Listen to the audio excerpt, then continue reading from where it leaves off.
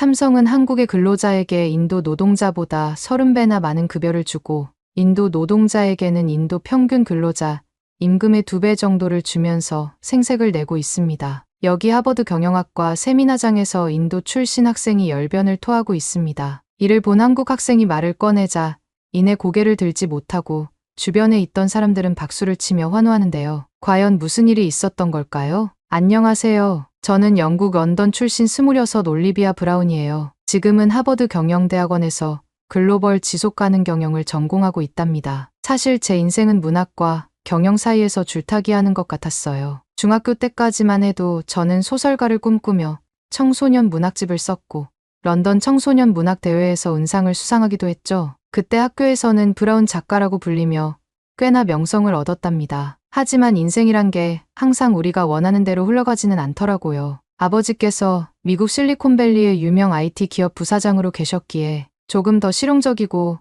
국제적인 학문을 하기를 바라셨어요. 그렇게 저는 문학 대신 경영학의 길을 선택하게 되었고 하버드에서 학부를 마치고 지금은 대학원까지 다니고 있답니다. 그런데 최근 한 소식이 저희 마음을 뒤흔들어 놓았어요. 한국의 소설가 한강이 노벨 문학상을 받았다는 뉴스였죠. 아시아에서는 5번째, 한국 작가로서는 최초, 그리고 아시아 여성으로는 처음이라고 합니다. 한강의 이야기를 들으면서 저는 묘한 감정에 사로잡혔어요. 특히 그녀도 처음에는 직장을 다녔지만 결국 소설가의 길을 선택해 세계적인 작가가 되었다는 점이 저의 가슴을 울렸거든요. 그날 밤 한강의 수상 소식을 듣고 기숙사로 돌아가는 길이었어요. 캠퍼스는 고요했고 가로등 불빛만이 저를 비추고 있었는데 문득 눈에 들어온 게 있었어요. 게시판에 붙은 작은 포스터에 World Literature Club 모집 공고였습니다. 그 순간 한강의 이야기와 제 과거가 오버랩되면서 저는 문득 나도 할 수 있지 않을까 라는 생각이 들었어요. 물론 지금 당장 소설가가 되겠다는 건 아니지만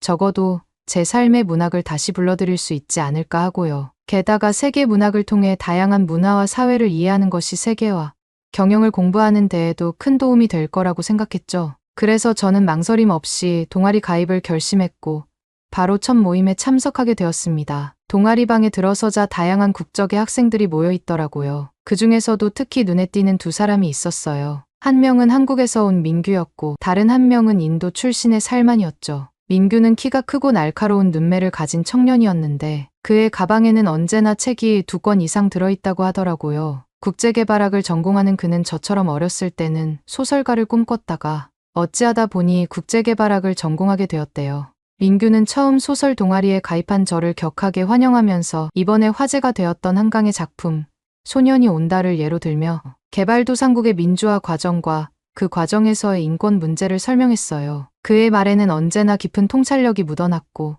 문학을 통해 세계의 다양한 사회 문제를 이해하고 분석하는 그의 모습은 정말 감탄스러웠어요. 반면 살만은 통통한 체형에 둥근 안경을 쓴 친구였는데 그의 미소는 언제나 따뜻했습니다. 기술 정책학을 공부하고 있던 그의 접근 방식은 민규와는 또 달랐어요. 살만은 인도의 대표적인 데무노 타고르의 시를 인용하며 AI의 윤리적 문제를 설명하더라고요. 그는 기계에 마음이 없다면 그것이 괴물이 된다는 타고르의 구절을 통해 기술 발전의 양면성을 지적했죠. 살만의 이야기를 들을 때면 마치 과거와 미래가 한자리에서 대화를 나누는 것 같은 신비로운 느낌이 들었답니다. 이런 생각에 빠져있던 저는 곧 민규와 살만 사이에서 벌어진 흥미로운 토론에 주목하게 되었어요. 살만이 먼저 입을 열었습니다. 그는 타고르의 작품이 인도의 복잡한 사회, 구조와 문화적 다양성을 얼마나 섬세하게 다루고 있는지 설명하기 시작했죠. 특히 타고르의 기탄잘리를 언급하며 이 작품이 어떻게 인도의 영성과 보편적 인류애를 아름답게 융합시켰는지 설명했죠. 그의 설명을 들으며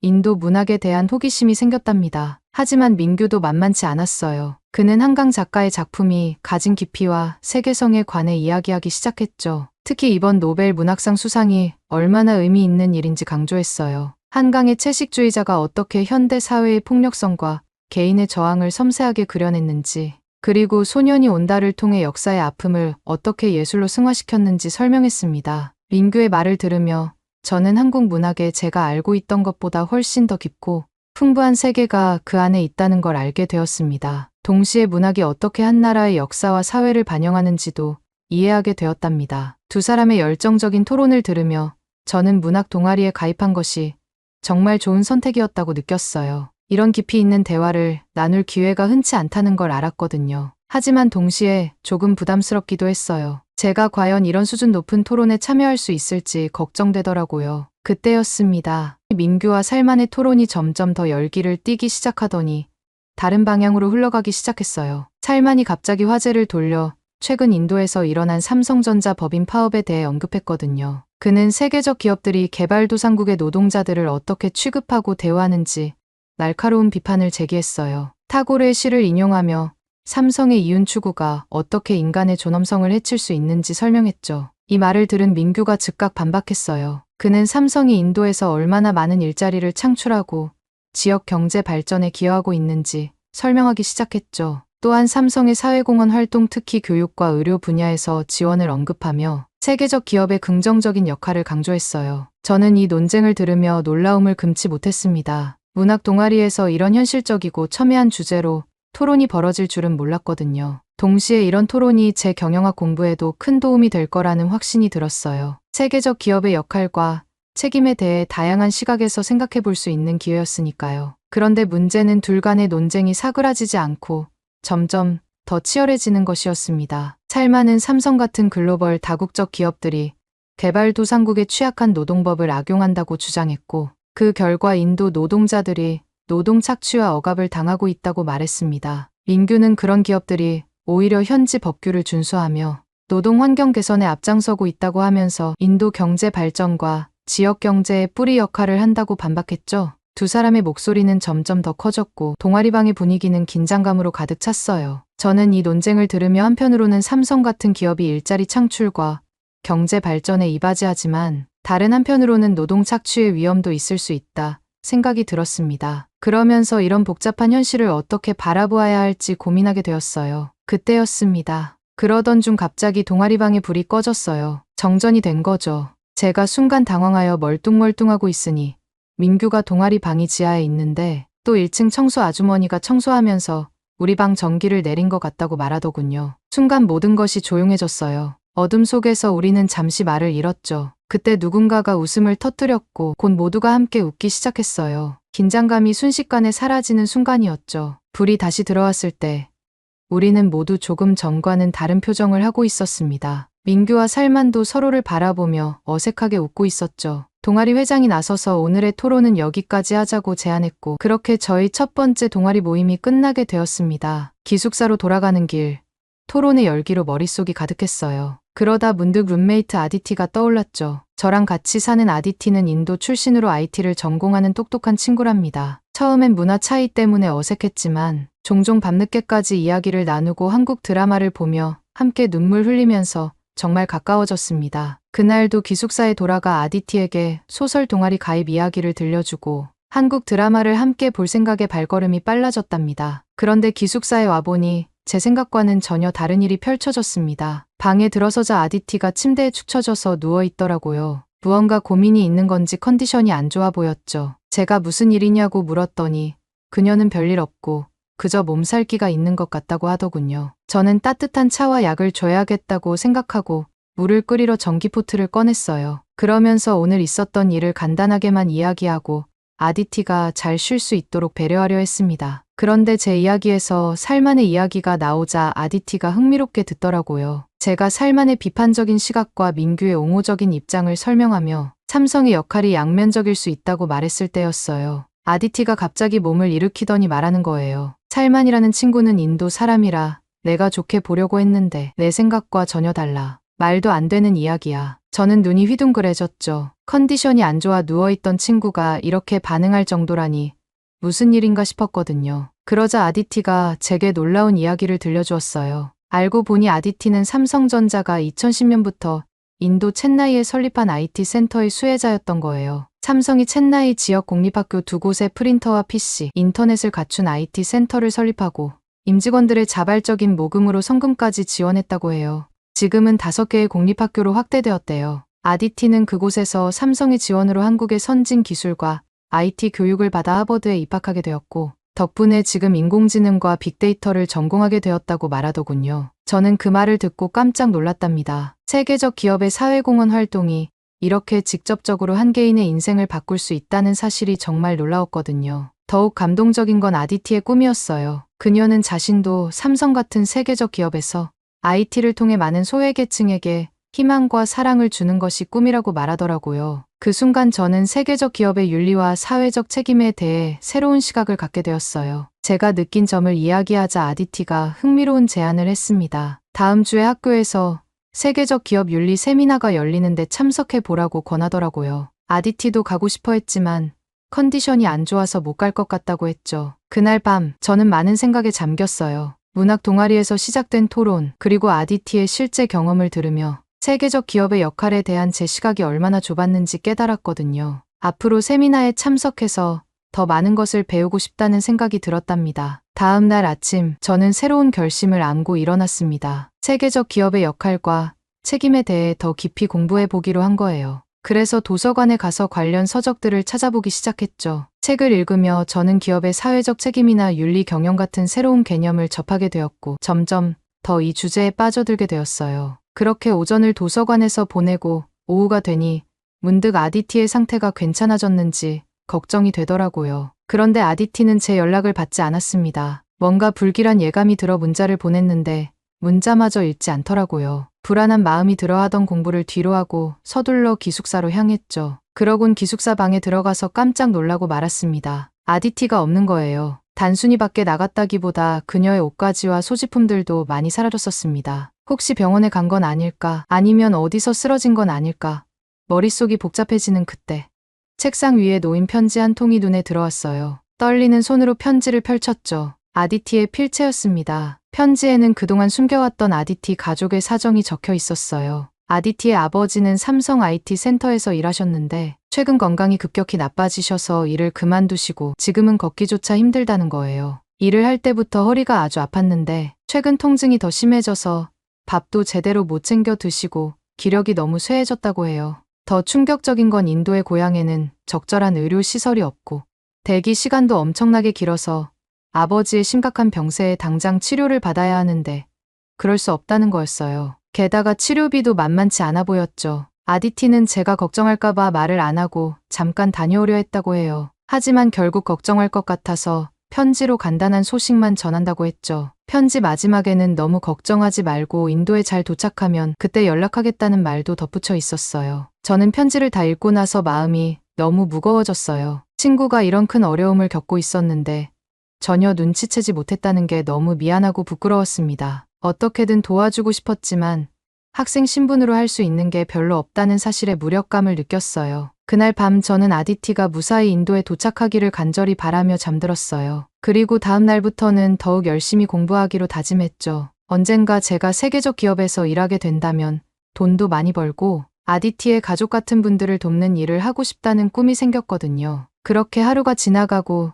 드디어 세계적 기업 윤리 세미나 날이 밝았어요. 저는 설렘과 긴장감을 안고 강당으로 향했죠. 강당에 들어서자 이미 많은 학생과 교수님으로 가득 차 있더라고요. 앞줄에서 민규와 살만을 발견하고 그들 옆에 자리를 잡았답니다. 하버드에서 기업의 사회적 책임과 관련하여 세계적인 권위자로 알려진 존스 교수님께서 마이크를 잡자 강당이 순식간에 조용해졌습니다. 교수님은 카리스마 넘치는 모습으로 강단에 올라서자마자 최근 노벨 문학상을 받은 한국 소설가 한강의 이야기로 세미나 시작을 알렸어요. 교수님은 이번 수상이 한국이 경제뿐만 아니라 문화적으로도 세계적 위상을 갖게 된 역사적으로 중요한 사건이라고 강조하셨죠. 일전에 한국이 삼성, 현대, LG와 같은 세계적 기업들의 활약으로 IT 선진국으로서 세계 역사상 유례없는 속도로 10위 경제 대국이 되었다고 언급하셨어요. 거기에 더해 방탄소년단의 세계적 인기, 봉준호 감독의 영화 기생충, 아카데미상 수상, 오징어 게임 드라마의 전 세계적 흥행으로 K문화에 대한 기대감이 높았다고 하셨습니다. 그런데 이제 순수 문학 분야인 노벨 문학상까지 받았다는 것은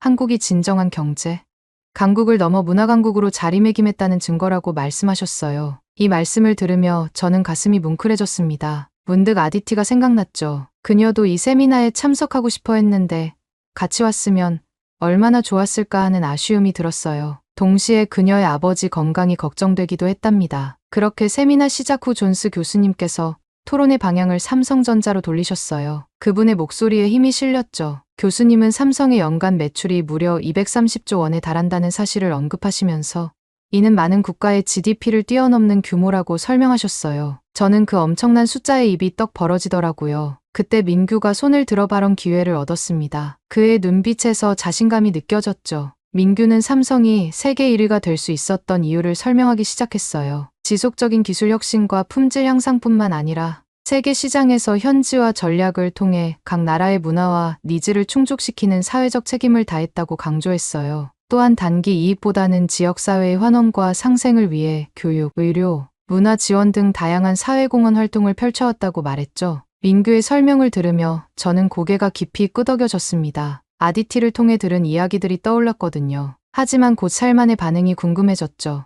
예상대로 살만이 바로 손을 들어 반박했어요. 그의 목소리에는 분명한 불만이 묻어나는 것 같았습니다. 살만은 인도의 데무노 타고르의 작품 기탄잘리를 인용하며 기업은 결국 자신이 발 딛고 있는 터전과 조화를 이루어야 한다고 주장했어요. 그러면서 삼성이 인도에서 노동자들의 권리를 충분히 존중하지 않고 있다고 비판했죠. 살만의 목소리가 점점 높아지더니 그는 인도 타밀나두주 첸나이에 있는 삼성 공장의 파업 문제를 제기했습니다. 그 공장은 2,000명 규모로 연간 120억 달러의 매출을 올리고 있다고 해요. 이는 삼성 전체 매출의 3분의 1에 해당하는 엄청난 규모라고 강조했죠. 그러면서 삼성이 노동조합 결성을 맡고 있으며 근로조건 개선 요구를 무시하고 있다고 비판했어요. 살만의 날카로운 비판에 강당 안의 분위기가 순식간에 긴장감으로 가득 찼습니다. 저는 숨을 죽이고 민규의 반응을 기다렸죠. 민규의 얼굴에는 당혹감이 스쳐 지나갔지만 곧 차분한 표정으로 바뀌었어요. 민규는 침착하게 대답하기 시작했어요. 삼성이 단순히 이윤만을 추구하는 기업이 아니라고 말했죠. 그들이 인도 사회에 크게 기여하고 있다며 교육 프로그램, 의료 지원, 지역 개발 사업 등 구체적인 예를 들어 설명했어요. 민규의 말이 끝나자마자 살만이 손을 번쩍 들었어요. 그의 얼굴은 붉게 달아올라 있었고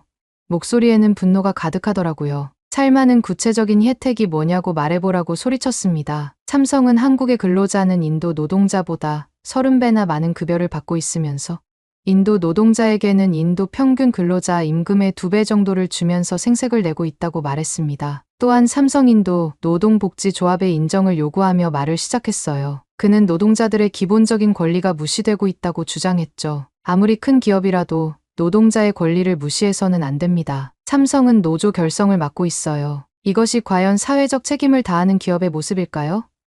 살만의 목소리가 강당을 울렸습니다. 저는 숨을 죽이고 이 격렬한 논쟁을 지켜보고 있었어요. 두 사람의 주장이 모두 일리가 있어 보였고 이 복잡한 문제에 대한 해답을 찾기가 쉽지 않아 보였죠. 그때였습니다. 민규가 차분하게 말을 이어갔어요. 삼성은 노조와 사측이 함께 성장하고 삼성이 뿌리내리고 있는 지역사회까지 같이 성장하는 상생의 경영 철학으로 인도 사회의 존경과 자부심이 되고 있어요. 인도에서도 삼성전자에 다니는 사람을 우러러보고 좋아하죠. 미국 경제지 포브스가 선정한 세계에서 가장 일하고 싶은 기업 1위가 삼성전자로 3년 연속 선정되었거든요. 만약 삼성이 인도를 무시한다면 역으로 그렇게 많은 인도 사람이 왜 삼성에 취업하고 싶어서 안달이 났겠어요? 도대체 회사가 얼마나 좋으면 근로자가 죽으면 자식에게 세습까지 해달라고 요구하겠어요? 도대체 어느 부분에서 삼성이 인도 근로자를 무시하고 압박한 건지 이해할 수가 없습니다. 오히려 인도 근로자가 인도주의적인 삼성을 폭력으로 몰아내고 매도하려고 하고 있습니다. 민규의 말에 저는 깊이 고개를 끄덕였어요. 삼성의 긍정적인 영향력을 실감할 수 있었죠. 하지만 동시에 살만의 주장도 궁금해졌어요. 민규의 말이 끝나자마자 살만이 마치 용수철처럼 튀어오르듯 얼굴이 붉게 달아올라 말했습니다. 마치 살만의 눈에서는 불꽃이 튀는 것 같았어요. 아무리 그렇더라도 모든 기업은 노조와 사측이 함께 기업을 만들어가는 거야. 삼성전자든 구글이든 노조를 인정해주고 단결권, 단체 교섭권, 단체 행동권을 비롯한 노동 3권을 보장해야 해. 인도 파업에 참여하는 노동자들이 결성한 노조인 삼성인도 노동복지조합을 인정해야 해.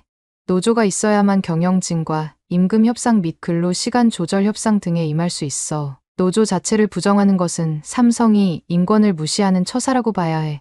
살만의 목소리가 강당을 울렸어요. 그의 말 한마디 한마디가 마치 망치로 바위를 내리치는 것 같았죠. 저는 숨을 죽이고 이 격렬한 논쟁을 지켜보고 있었어요. 심장이 빠르게 뛰는 것을 느낄 수 있었습니다. 그때 민규가 다시 입을 열었어요. 삼성은 인권보호와 선한 영향력 행사를 위해 규제받고 힘들어하는 사람들까지도 구석구석 찾아내서 지원하는 대표적인 사회적 기업이에요. 한강이 최근 노벨 문학상을 받았지만 과거 보수 정부 시절에 감시대 상명단으로 분류되었다는 논란이 있었어요. 이런 와중에도 삼성의 이재용 회장은 한국 문화와 예술의 발전에 꾸준히 관심을 가져왔고 한강의 가능성을 일찍이 알아보았습니다. 그리고 삼성은 24년 10월 한강이 노벨 문학상을 받기 5개월 전에 삼성 호암상 예술상을 수여했습니다. 이처럼 삼성은 예술과 문화에 대한 후원을 통해 한국의 위상을 높이고 세계 시장에서 한국 문화의 영향력을 높이는 데 중요한 역할을 해왔어요. 존스 교수님이 이때 개입하셨어요.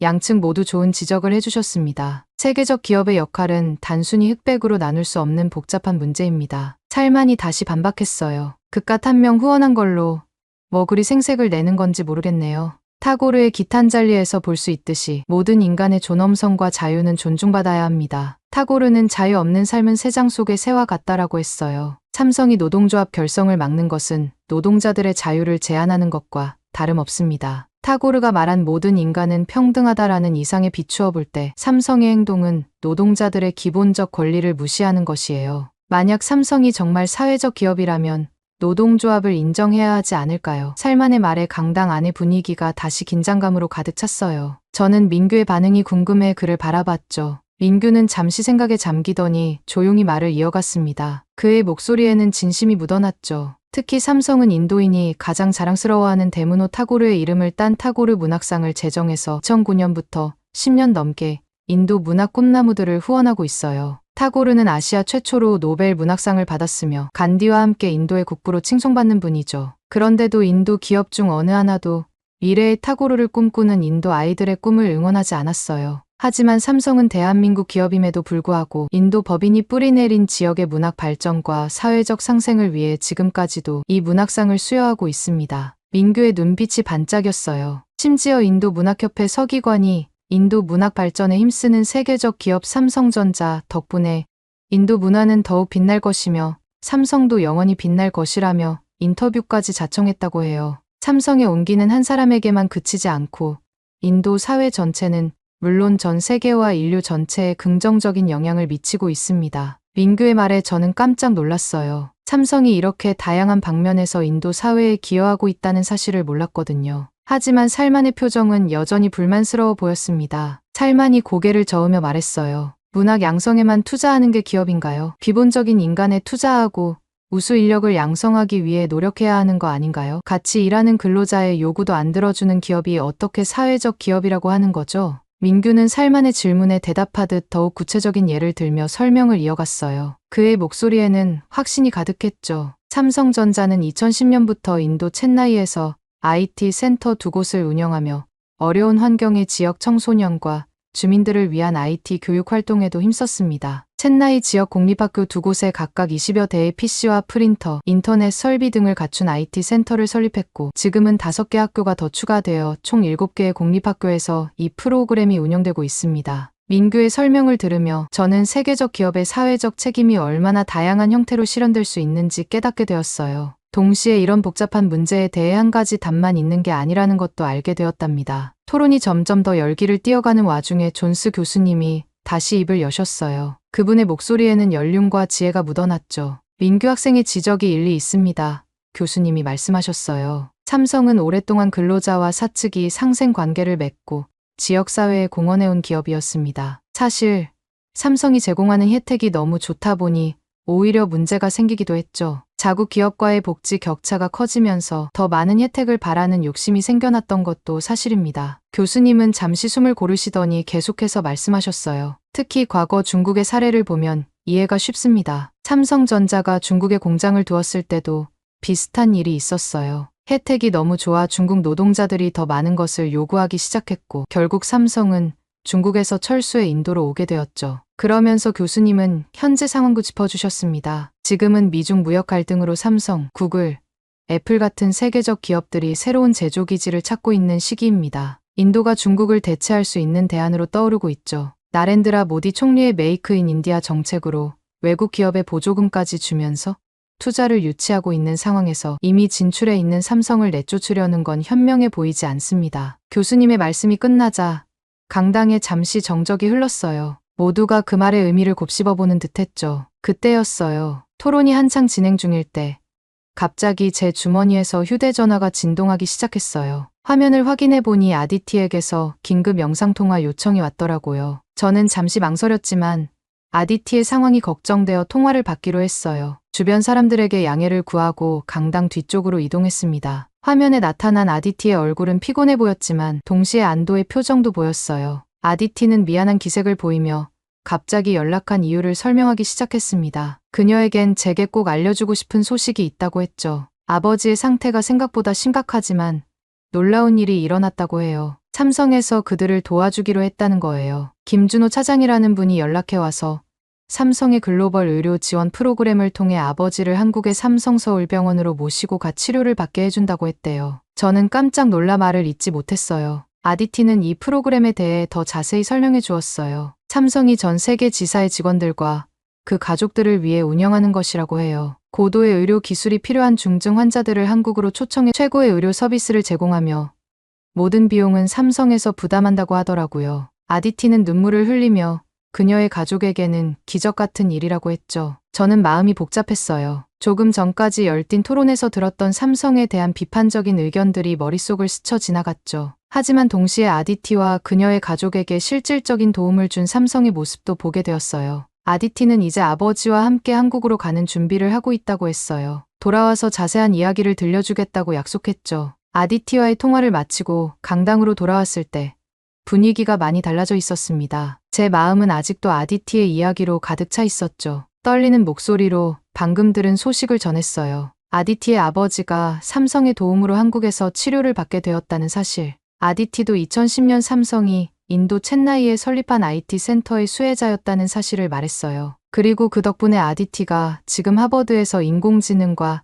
AI를 공부할 수 있게 되고 지금은 그때의 삼성전자 김준호 차장님을 통해 현재 운영 중인 삼성의 글로벌 의료 지원 프로그램의 도움을 받게 되었다는 사실까지 전부 말했습니다. 제 말을 들은 참가자들의 반응은 각양각색이었어요. 특히 모든 치료 비용을 삼성에서 전액 부담한다는 사실에 놀라는 사람들이 많았어요. 찰마는 충격을 받은 듯 고개를 숙인 채 침묵했어요. 그의 눈빛에서 혼란스러움과 동시에 인정할 수 없다는 표정이 읽혔죠. 반면 민규는 밝은 표정으로 고개를 끄덕이며 삼성의 글로벌 사회공헌 활동을 다시 한번 강조했습니다. 그의 목소리에는 자부심이 묻어났어요. 저는 이 모든 상황을 지켜보며 세계적 기업의 역할에 대한 새로운 시각이 형성되는 걸 느꼈습니다. 비판만으로는 부족하고 실제 사례와 영향력을 종합적으로 고려해야 한다는 생각이 들었죠. 머릿속이 복잡해지면서도 동시에 뭔가 명확해지는 느낌이었어요. 그때였습니다. 존스 교수님께서 통찰력 있는 눈빛으로 말씀하셨어요. 방금 들은 아디티의 사례야말로 삼성의 인도주의적이고 인간적인 기업의 모습을 실제로 체감할 수 있는 완벽한 예시입니다. 이는 삼성이 단순한 이윤 추구를 넘어서 실제로 사람들의 삶을 변화시키고 있다는 증거죠. 교수님은 아디티가 실제로 겪은 일에 감동하면서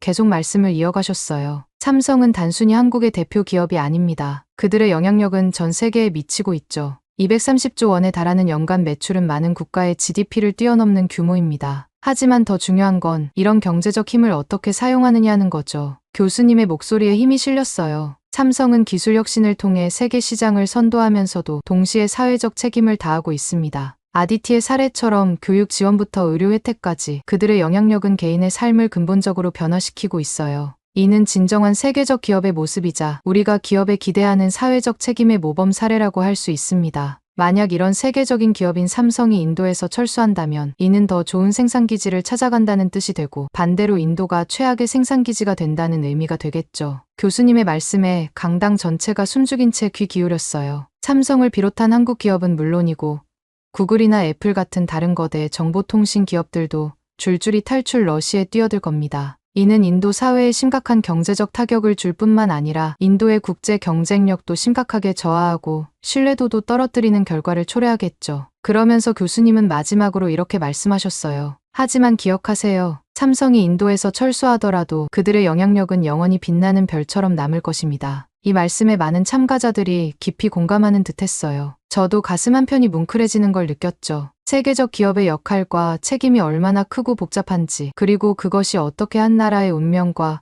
개인의 삶에 영향을 미치는지 새삼 깨달았답니다. 세미나가 끝난 후 저는 이 모든 경험을 통해 미래에 대한 새로운 계획을 세우게 되었어요. 세계적 기업의 선한 영향력을 연구하고 이를 확산시키는 것이 제 목표가 되었죠. 하버드에서의 남은 학업 기간, 저는 기업의 사회적 책임과 지속 가능한 비즈니스 모델에 대해 더 깊이 공부하기로 했어요. 영원히 빛나는 밝은 별 삼성처럼 세계 곳곳에 선한 영향력을 행사하면서 사회적 책임을 다하는 멋진 기업인이 되기 위해 열심히 공부하려고 해요. 오늘 사연은 여기까지입니다. 어떻게 들으셨나요?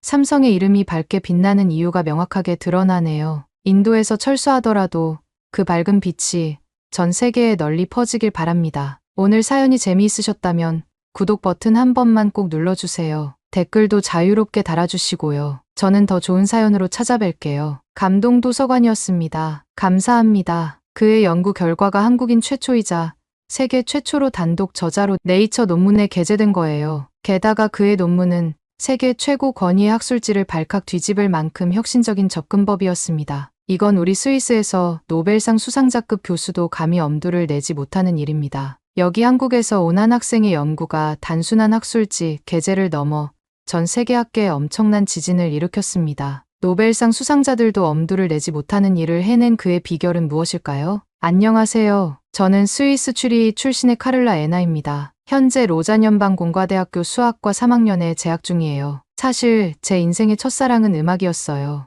어릴 적부터 피아노에 푹 빠져 추리히 음악원에서 전공했고 17살 때는 스위스 청소년 피아니스트 대회에서 우승까지 했죠. 하지만 운명이란 참 예측 불가능한 것 같아요. 대학 진학을 앞둔 18살 우연히 접한 한 수학자의 전기가 제 인생의 방향을 완전히 바꿔놓았거든요. 그 주인공은 바로 스위스 바젤 출신의 레오나르트 오일러였어요. 시력을 잃고도 수학 연구를 멈추지 않은 그의 열정과 끈기에 깊은 감동을 받았죠. 특히 바젤 문제를 해결한 과정을 읽으며 수학의 아름다움에 완전히 매료되었어요. 오일러가 수학자 중 가장 많은 논문과 저서를 남겼다는 사실, 그리고 가우스, 아르키메데스, 뉴턴과 어깨를 나란히 하는 수학사의 거장이라는 점도 저를 흥분시켰어요. 더구나 그가 우리 스위스 출신이라는 사실에 묘한 자부심도 느꼈죠. 피아노에 대한 사랑은 여전했지만 오일러의 이야기는 제 마음 한구석에 불씨처럼 자리 잡았어요. 대학 진학을 고민하던 시기 그 불씨가 점점 커져갔죠. 수학이 단순한 숫자 놀이가 아니라 세상을 이해하는 언어라는 깨달음이 찾아왔고 저는 용기를 내어 새로운 도전을 결심했어요. 그렇게 저는 로잔 연방공과대학교 수학과의 문을 두드리게 되었답니다. 처음에는 모든 것이 새롭고 흥미진진했어요. 피아노를 치던 손가락으로 이제는 복잡한 수식을 풀어나가는 제 모습이 신기하기도 했죠. 그런데 대학 생활이 늘 즐겁기만 한 것은 아니었답니다. 때로는 피아노를 그리워하기도 했고 수학의 깊이에 압도되어 힘들어하기도 했어요. 하지만 그럴 때마다 오일러의 끈기를 떠올리며 힘을 내곤 했답니다. 그렇게 대학 생활에 적응해 가던 중 2학년 때 만난 중국인 교환학생 난쯔이를 알게 되었습니다. 베이징 출신인 난쯔이는 첫 만남부터 강렬한 인상을 남겼죠. 그녀의 눈빛에는 항상 자신감이 넘쳤고 말투에는 거만함이 묻어났어요. 난쯔이는 중국 수학 올림피아드에서 금메달을 따낸 수재였는데 그녀는 이 사실을 자주 언급하며 자신의 우수성을 과시했죠. 10살 때부터 대학 수준의 수학을 공부했다며 다른 학생들을 얕보는 듯한 말을 자주 했어요. 심지어 교수님들의 강의 내용까지 비판하곤 했죠. 거기다 난쯔이의 아버지는 베이징 중앙정부의 고위 관료였대요. 어릴 때부터 최고의 교육을 받으며 엘리트로 자란 거죠. 그래서인지 그녀에겐 강한 우월 의식이 있었습니다. 특히 인상 깊었던 건 그녀가 자신을 중국인이라고 부르는 것을 극도로 싫어한다는 거예요. 그녀는 자신이 베이징 사람이지 그냥 중국인이 아니라고 날카롭게 정정하더라고요. 베이징이 중국의 정치 문화의 중심지라는 자부심이 대단했던 거죠. 하지만 그녀의 자부심과는 별개로 난쯔이의 존재는 항상 저를 불안하게 만들었어요. 하루는 제가 최근 도전한 수학계 난제 중 하나인 리만 제타 함수의 비자명 0점에 관한 문제로 연구실에서 씨름하던 중이었어요. 칠판에 복잡한 방정식을 적고 책상에는 구겨진 종이들이 산더미처럼 쌓였죠. 그런데 난쯔이가 제 책상으로 다가와서 제 연구 노트를 잠깐 훑어보더니 냉소적인 미소를 지으며 제 접근법이 너무 구식이라고 말하는 것이었습니다. 그녀는 제 방식으로는 절대 문제를 해결할 수 없을 거라고 단언했죠. 그 말을 듣는 순간 마치 저는 찬물을 뒤집어 쓴 것 같았습니다. 그동안의 노력이 물거품이 된 것 같았고 제 자신감은 바닥을 쳤죠. 그날 밤 저는 난쯔이가 무시하며 던진 말들이 귓가에 계속 맴돌아서 더 이상 연구실에 있을 수 없었습니다. 무거운 발걸음을 옮겨 음악대학 건물로 향했죠. 다행히 연습실 하나가 비어 있었고 먼지 쌓인 그랜드 피아노 앞에 앉아 천천히 건반을 눌렀어요. 쇼팽의 녹턴을 연주하면서 음악에 푹 빠져서 스트레스를 풀고 있었습니다. 그때였어요. 누군가가 문을 노크했습니다. 고개를 들어보니 낯선 동양인 학생이 미소 지으며 서 있었죠. 그는 제 연주가 아름답다며 더 들어도 되겠냐고 물었습니다. 저도 모르게 고개를 끄덕였죠. 그때는 몰랐지만 이 만남이 제 인생을 완전히 바꾸게 될 줄은 꿈에도 몰랐답니다. 나중에 알게 되었지만 그 동양인 학생 이름이 주혁이라는 것을 알게 되었습니다. 저는 처음엔 그가 음대생일 거라고 생각했죠. 하지만 주혁이 갑자기 음악의 화성학과 수학적 패턴의 유사성에 대해 이야기하기 시작하면서 제 생각이 완전히 뒤집혔답니다. 주혁은 음계의 주파수 비율과 수열의 관계 그리고 화음의 구조와 굴론의 유사성 등을 설명하기 시작했어요. 그의 말을 듣고 있자니 제 머릿속에서 막연히 맴돌던 생각들이 선명하게 정리되는 느낌이었죠. 너무나 놀라워서 저도 모르게 그가 수학을 전공하는지 물어봤습니다. 주혁은 빙그레 웃으며 고개를 끄덕였고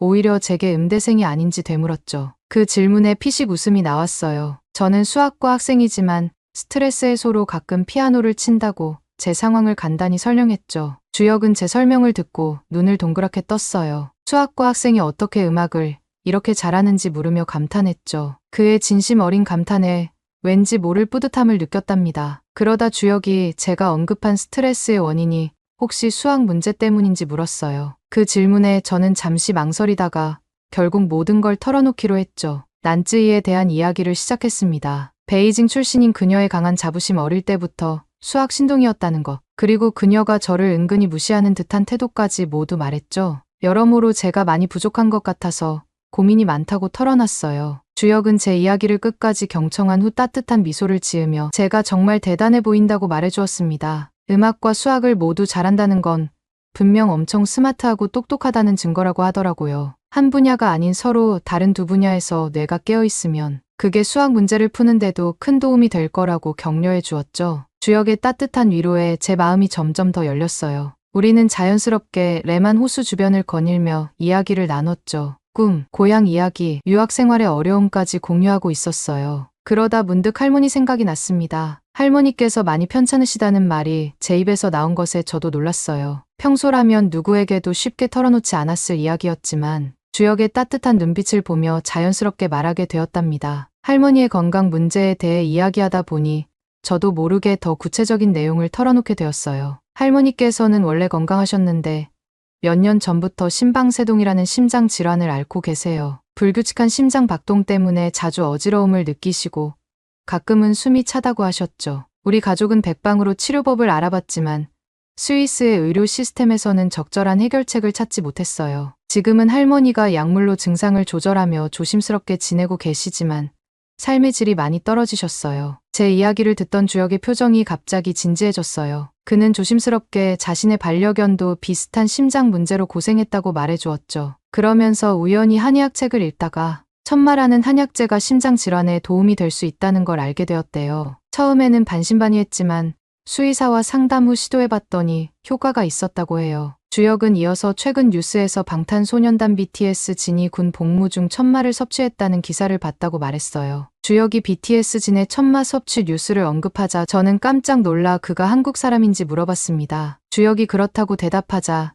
저는 그 자리에서 다리에 힘이 풀리는 느낌마저 들었습니다. BTS의 나라 한국에서 온 사람과 지금 호수를 거닐며 산책하다니 정말 믿기지 않았어요. 저는 흥분된 목소리로 BTS 스위스 아미 팬클럽에 가입했다고 말했고 제 여동생 안나가 정말 극성 팬이라고 덧붙였어요. 특히 안나는 비를 정말 좋아한다고 털어놓았죠. 제 호들갑에 주혁이 멈칫하더니 의외라는 듯한 표정을 지었습니다. 저는 멈추지 않고 BTS의 노래가 마치 피아노 선율에 벨벳을 얹은 듯한 느낌이라고 설명했어요. 특히 중국어나 일본어와는 달리 한글로 된 가사가 전달될 때 선율과 아름다움이 더욱 돋보인다고 열정적으로 말했죠. 그리고 자랑스럽게 BTS의 다이너마이트가 스위스 키즈 채널에서 3회 연속 베스트송으로 뽑혔다고 말했어요. 이 때문에 스위스에서 한국어 공부 열풍이 불었다고 설명했죠. 특히 11살 스위스 소녀 레안드라가 독학으로 한국어를 공부해 화제가 된 이야기도 들려줬습니다. 스위스 국영방송 SRF 키즈 채널에서 30분이 넘는 분량으로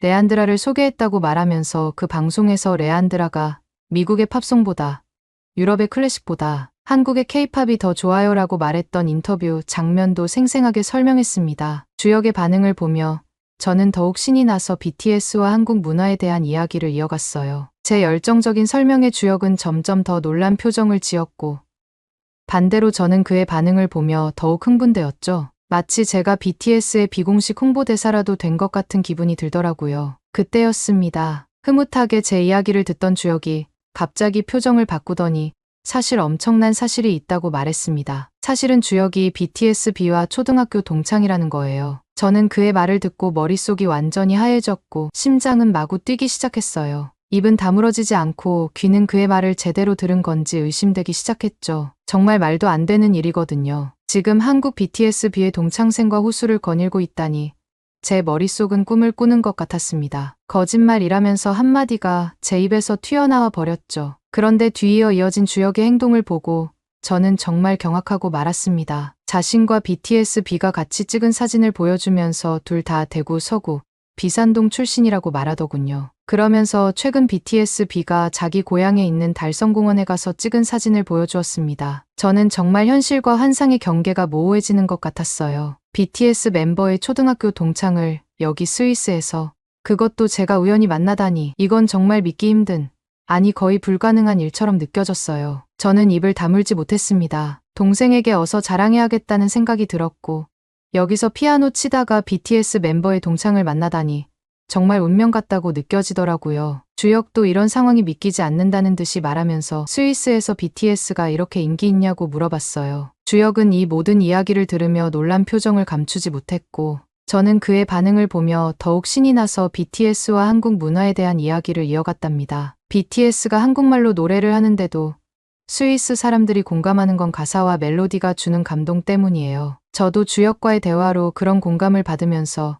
위로받는 느낌이 들었거든요. 한국 사람들은 다들 타인의 마음을 읽는 특별한 능력이 있는 것 같았어요. 그렇게 주역과 이야기를 나누다 보니 한국 사람들의 따뜻한 마음과 뛰어난 공감 능력을 직접 경험하는 것 같았죠. 주역과 대화를 하니 마치 BTS의 봄날 가사처럼 어떤 어려움도 이겨낼 수 있을 것 같은 용기가 생겼습니다. 그 덕분에 힘을 얻었고 이제 어떤 어려움이 와도 이겨낼 수 있을 것 같다고 털어놓았죠. 주역 덕분에 할머니의 건강 문제도 언젠가는 해결될 수 있을 거라는 희망이 생겼어요. 한국의 의료 기술과 한약에 대한 주역의 설명을 들으니 할머니의 병도 반드시 나을 수 있을 거라는 믿음이 생겼답니다. 그렇게 주역과의 꿈같은 대화 후 어느 날이었습니다. 며칠 후 저는 대학 도서관 3층 자료실에서 공부하고 있었어요. 그때 난쯔이와 그녀의 연구 그룹이 큰 소리로 이야기하며 들어왔죠. 그들은 제 바로 옆 테이블에 자리를 잡았어요. 처음엔 그들을 무시하려 했지만 난쯔이가 제 이름을 언급하는 걸 듣고 저도 모르게 귀를 기울이게 됐습니다. 그들은 제가 풀고 있는 문제에 대해 이야기하고 있더라고요. 저는 순간 주역에게 들은 서로 다른 분야의 지식을 연결해서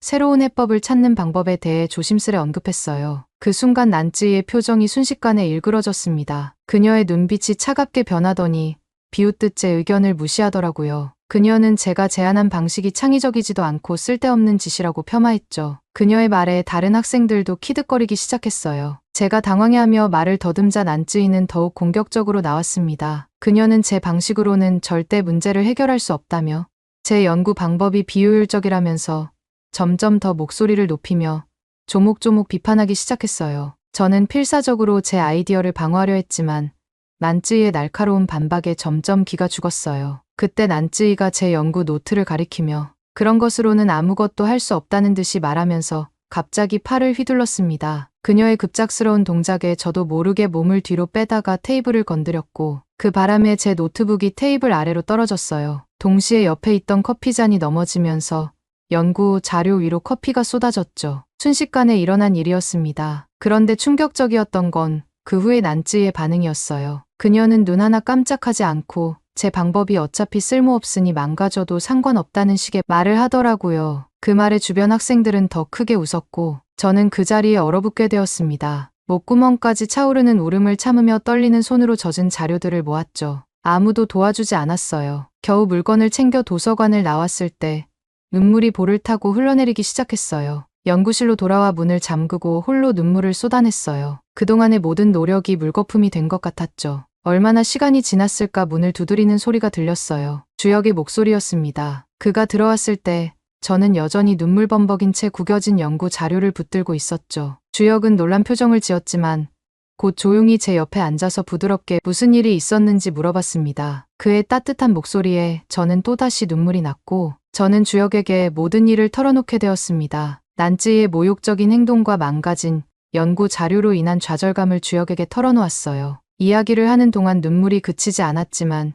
주역은 끝까지 조용히 경청해 주었죠. 제 이야기가 끝나자 주역은 잠시 침묵했다가 부드러운 목소리로 함께 문제를 해결해 보자고 제안했습니다. 주역은 허준희 교수님의 가르침을 바탕으로 대수기하학과 조합론을 연결하는 방식으로 문제에 접근했어요. 칠판 앞에서 복잡한 수식을 써 내려가는 그의 모습은 마치 예술가가 걸작을 만들어내는 것 같았죠. 문제를 대수적 구조로 변환하고 기하학적 모델로 표현한 뒤 조합론적 접근으로 패턴을 찾아내는 과정이 정말 놀랍더라고요. 저는 주역의 설명에 깊이 빠져들었고 그의 혁신적인 방법론에 감탄했습니다. 궁금증을 참지 못하고 어떻게 그렇게 수학을 잘 푸는지, 난지의 방해에도 불구하고 어떻게 끈기 있게 문제를 풀 수 있는지 물어봤죠. 그때 주역이 놀라운 사실을 털어놓았어요. 그도 한때는 포기하고 싶어 한국에서 학교를 자퇴했지만 우연히 허준희 난제 연구소를 알게 되어 그곳에서 공부해 펠로우가 되었다고 해요. 주역은 허준희 교수님의 이야기도 들려주었는데 어릴 적 시인을 꿈꾸다 자퇴했지만 결국 45년간 풀리지 않은 난제를 해결하고 한국인 최초로 필즈상을 수상했다는 거예요. 저는 깜짝 놀라 필즈상이 4년마다 40세 이하 수학자에게 주는 노벨상급 상이라고 말했고 우리 학교의 마리나 비아조우스카 교수님도 같은 해에 수상했다고 덧붙였어요. 주역도 놀란 눈으로 저를 바라봤죠. 그 순간 BTS 동창생이면서 허준희 교수의 제자와의 우연한 만남을 통해 우리가 모두 연결되어 있다는 걸 깨달았어요. 주역의 도움으로 저는 다시 희망을 얻고 연구에 매진할 수 있게 되었답니다. 주역의 조언을 바탕으로 저는 음악의 화성 구조와 수학의 굴론을 접목한 새로운 연구 방법을 구상하기 시작했습니다. 피아노 연주를 녹음해 주파수를 분석하고 이를 수학적 모델로 변환하는 작업을 시도했죠. 며칠 밤을 새워가며 연구에 몰두했고 때로는 막히기도 했지만 주역의 격려를 떠올리며 포기하지 않았어요. 이런 새로운 접근 방법으로 수학 문제와 씨름하면서 저는 점점 자신감을 되찾았고 연구에 대한 열정도 다시 불타올랐습니다. 난지의 모욕적인 말들은 더 이상 저를 아프게 하지 않았죠.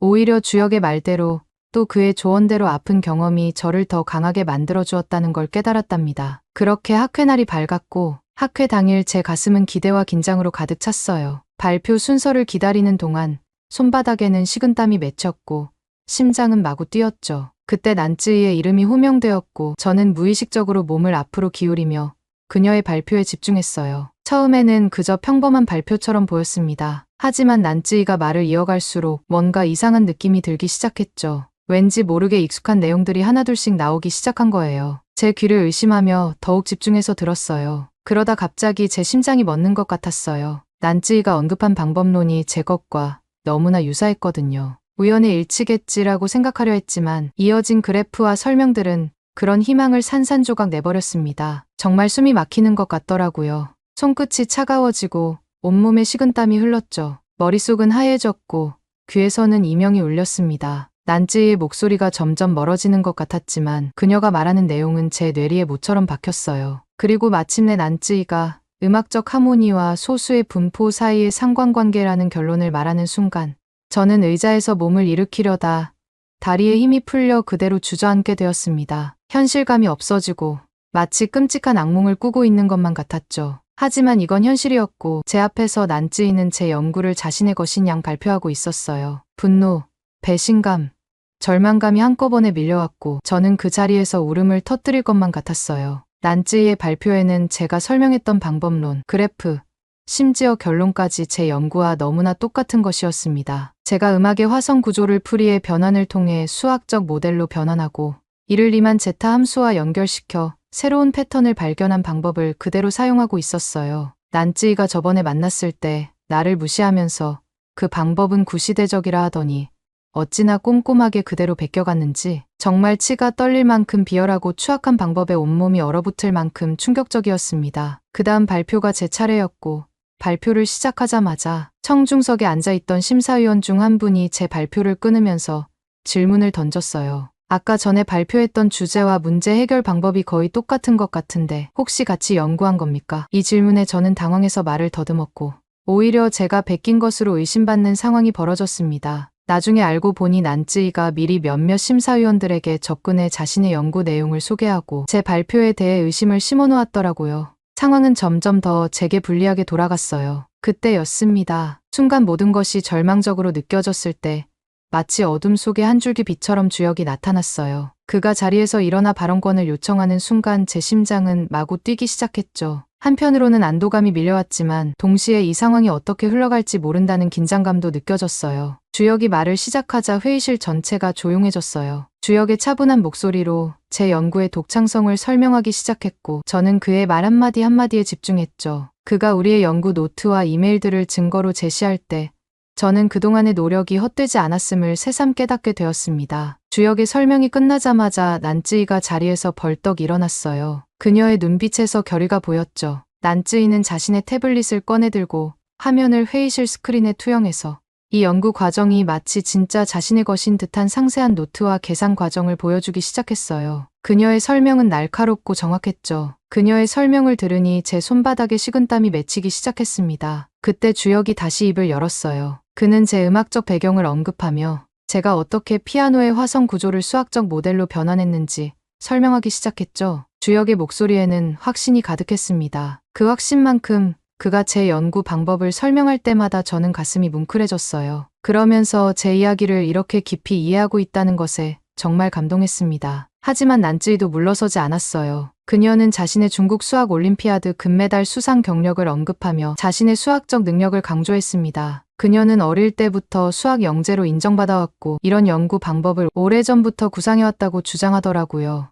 난쯔이의 목소리에는 자신감이 넘쳤어요. 그 말을 듣는 순간 다시 제 마음속의 불안감이 점점 커져갔답니다. 난쯔이의 화려한 경력과 자신감 넘치는 태도에 위원들이 설득될지도 모른다는 생각이 들었거든요. 제 손은 떨리기 시작했고 입안이 바짝 말랐어요. 그렇게 학회장은 순식간에 논쟁의 장으로 변하는 걸 보며 저는 점점 더 불안하고 초조해지면서도 제 연구 결과가 인정받기를 바라는 마음이 간절했습니다. 동시에 난쯔이의 교활함과 뻔뻔함의 분노가 치밀어 올랐고 온몸이 떨릴 정도로 화가 났죠. 반면에 주혁이 저를 대신해 난쯔이의 주장을 하나하나 반박할 때마다 제 가슴은 안도감과 감사함으로 벅차올랐습니다. 주혁의 논리정연한 설명을 들으며 저는 점점 더 자신감을 되찾았죠. 그때였습니다. 최고위원이 갑자기 손을 들어 논쟁을 중단시켰어요. 그는 다른 위원들과 잠시 회의를 하겠다며 자리를 옮겼죠. 저는 숨죽이며 그들의 모습을 지켜봤습니다. 위원들이 서로 의견을 주고받는 모습을 보며 제 심장은 마구 뛰기 시작했어요. 때론 격렬해 보이는 토론의 불안감이 커졌고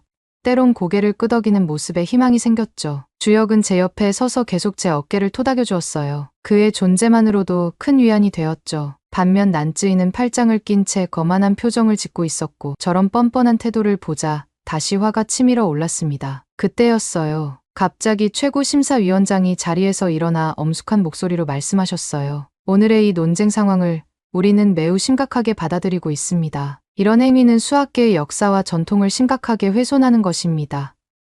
그 순간 저는 등골이 오싹해지는 게 느껴지면서 뭔가 큰일이 벌어졌다는 걸 실감했죠. 그러다 위원장이 갑자기 목소리를 높여 진실을 규명하고 학문적 정의를 확립하기 위해 즉석 수학 대결을 제안합니다라고 말씀하셨습니다. 그 순간 저는 놀라움과 두려움이 뒤섞인 감정에 휩싸였어요. 심장이 요동치는 걸 느끼며 주혁을 바라봤죠. 그의 눈빛은 여전히 차분했지만 입술을 꽉 깨무는 모습에서 그도 긴장하고 있다는 게 느껴지더라고요. 위원들과 몇몇 저명한 수학자들이 모여 우리의 연구 내용을 바탕으로 새로운 문제를 만들었어요. 각자가 생각하는 음악적 하모니와 소수 분포 사이의 상관관계를 써서 문제를 풀고 결론을 도출하는 것이었죠. 이 대결에 모든 것이 달려있다는 생각에 제 가슴은 마구 뛰기 시작했습니다. 문제가 제시되자 난쯔이와 주혁은 즉시 풀이에 몰입했어요. 난쯔이는 빠른 속도로 펜을 움직이며 계산을 해나갔고 주혁은 잠시 생각에 잠긴 듯하다가 천천히 꾸준히 문제를 풀어나갔죠. 저는 긴장된 마음으로 두 사람의 모습을 번갈아 바라보았어요. 문제를 풀고 제출한 후 위원장이 난쯔이에게 날카로운 질문을 던졌어요. 귀하의 해법에서 음악적 화음과 소수의 분포 사이의 연관성을 어떻게 설명하시겠습니까? 이 질문에 난쯔이의 표정이 살짝 흔들리는 걸 보고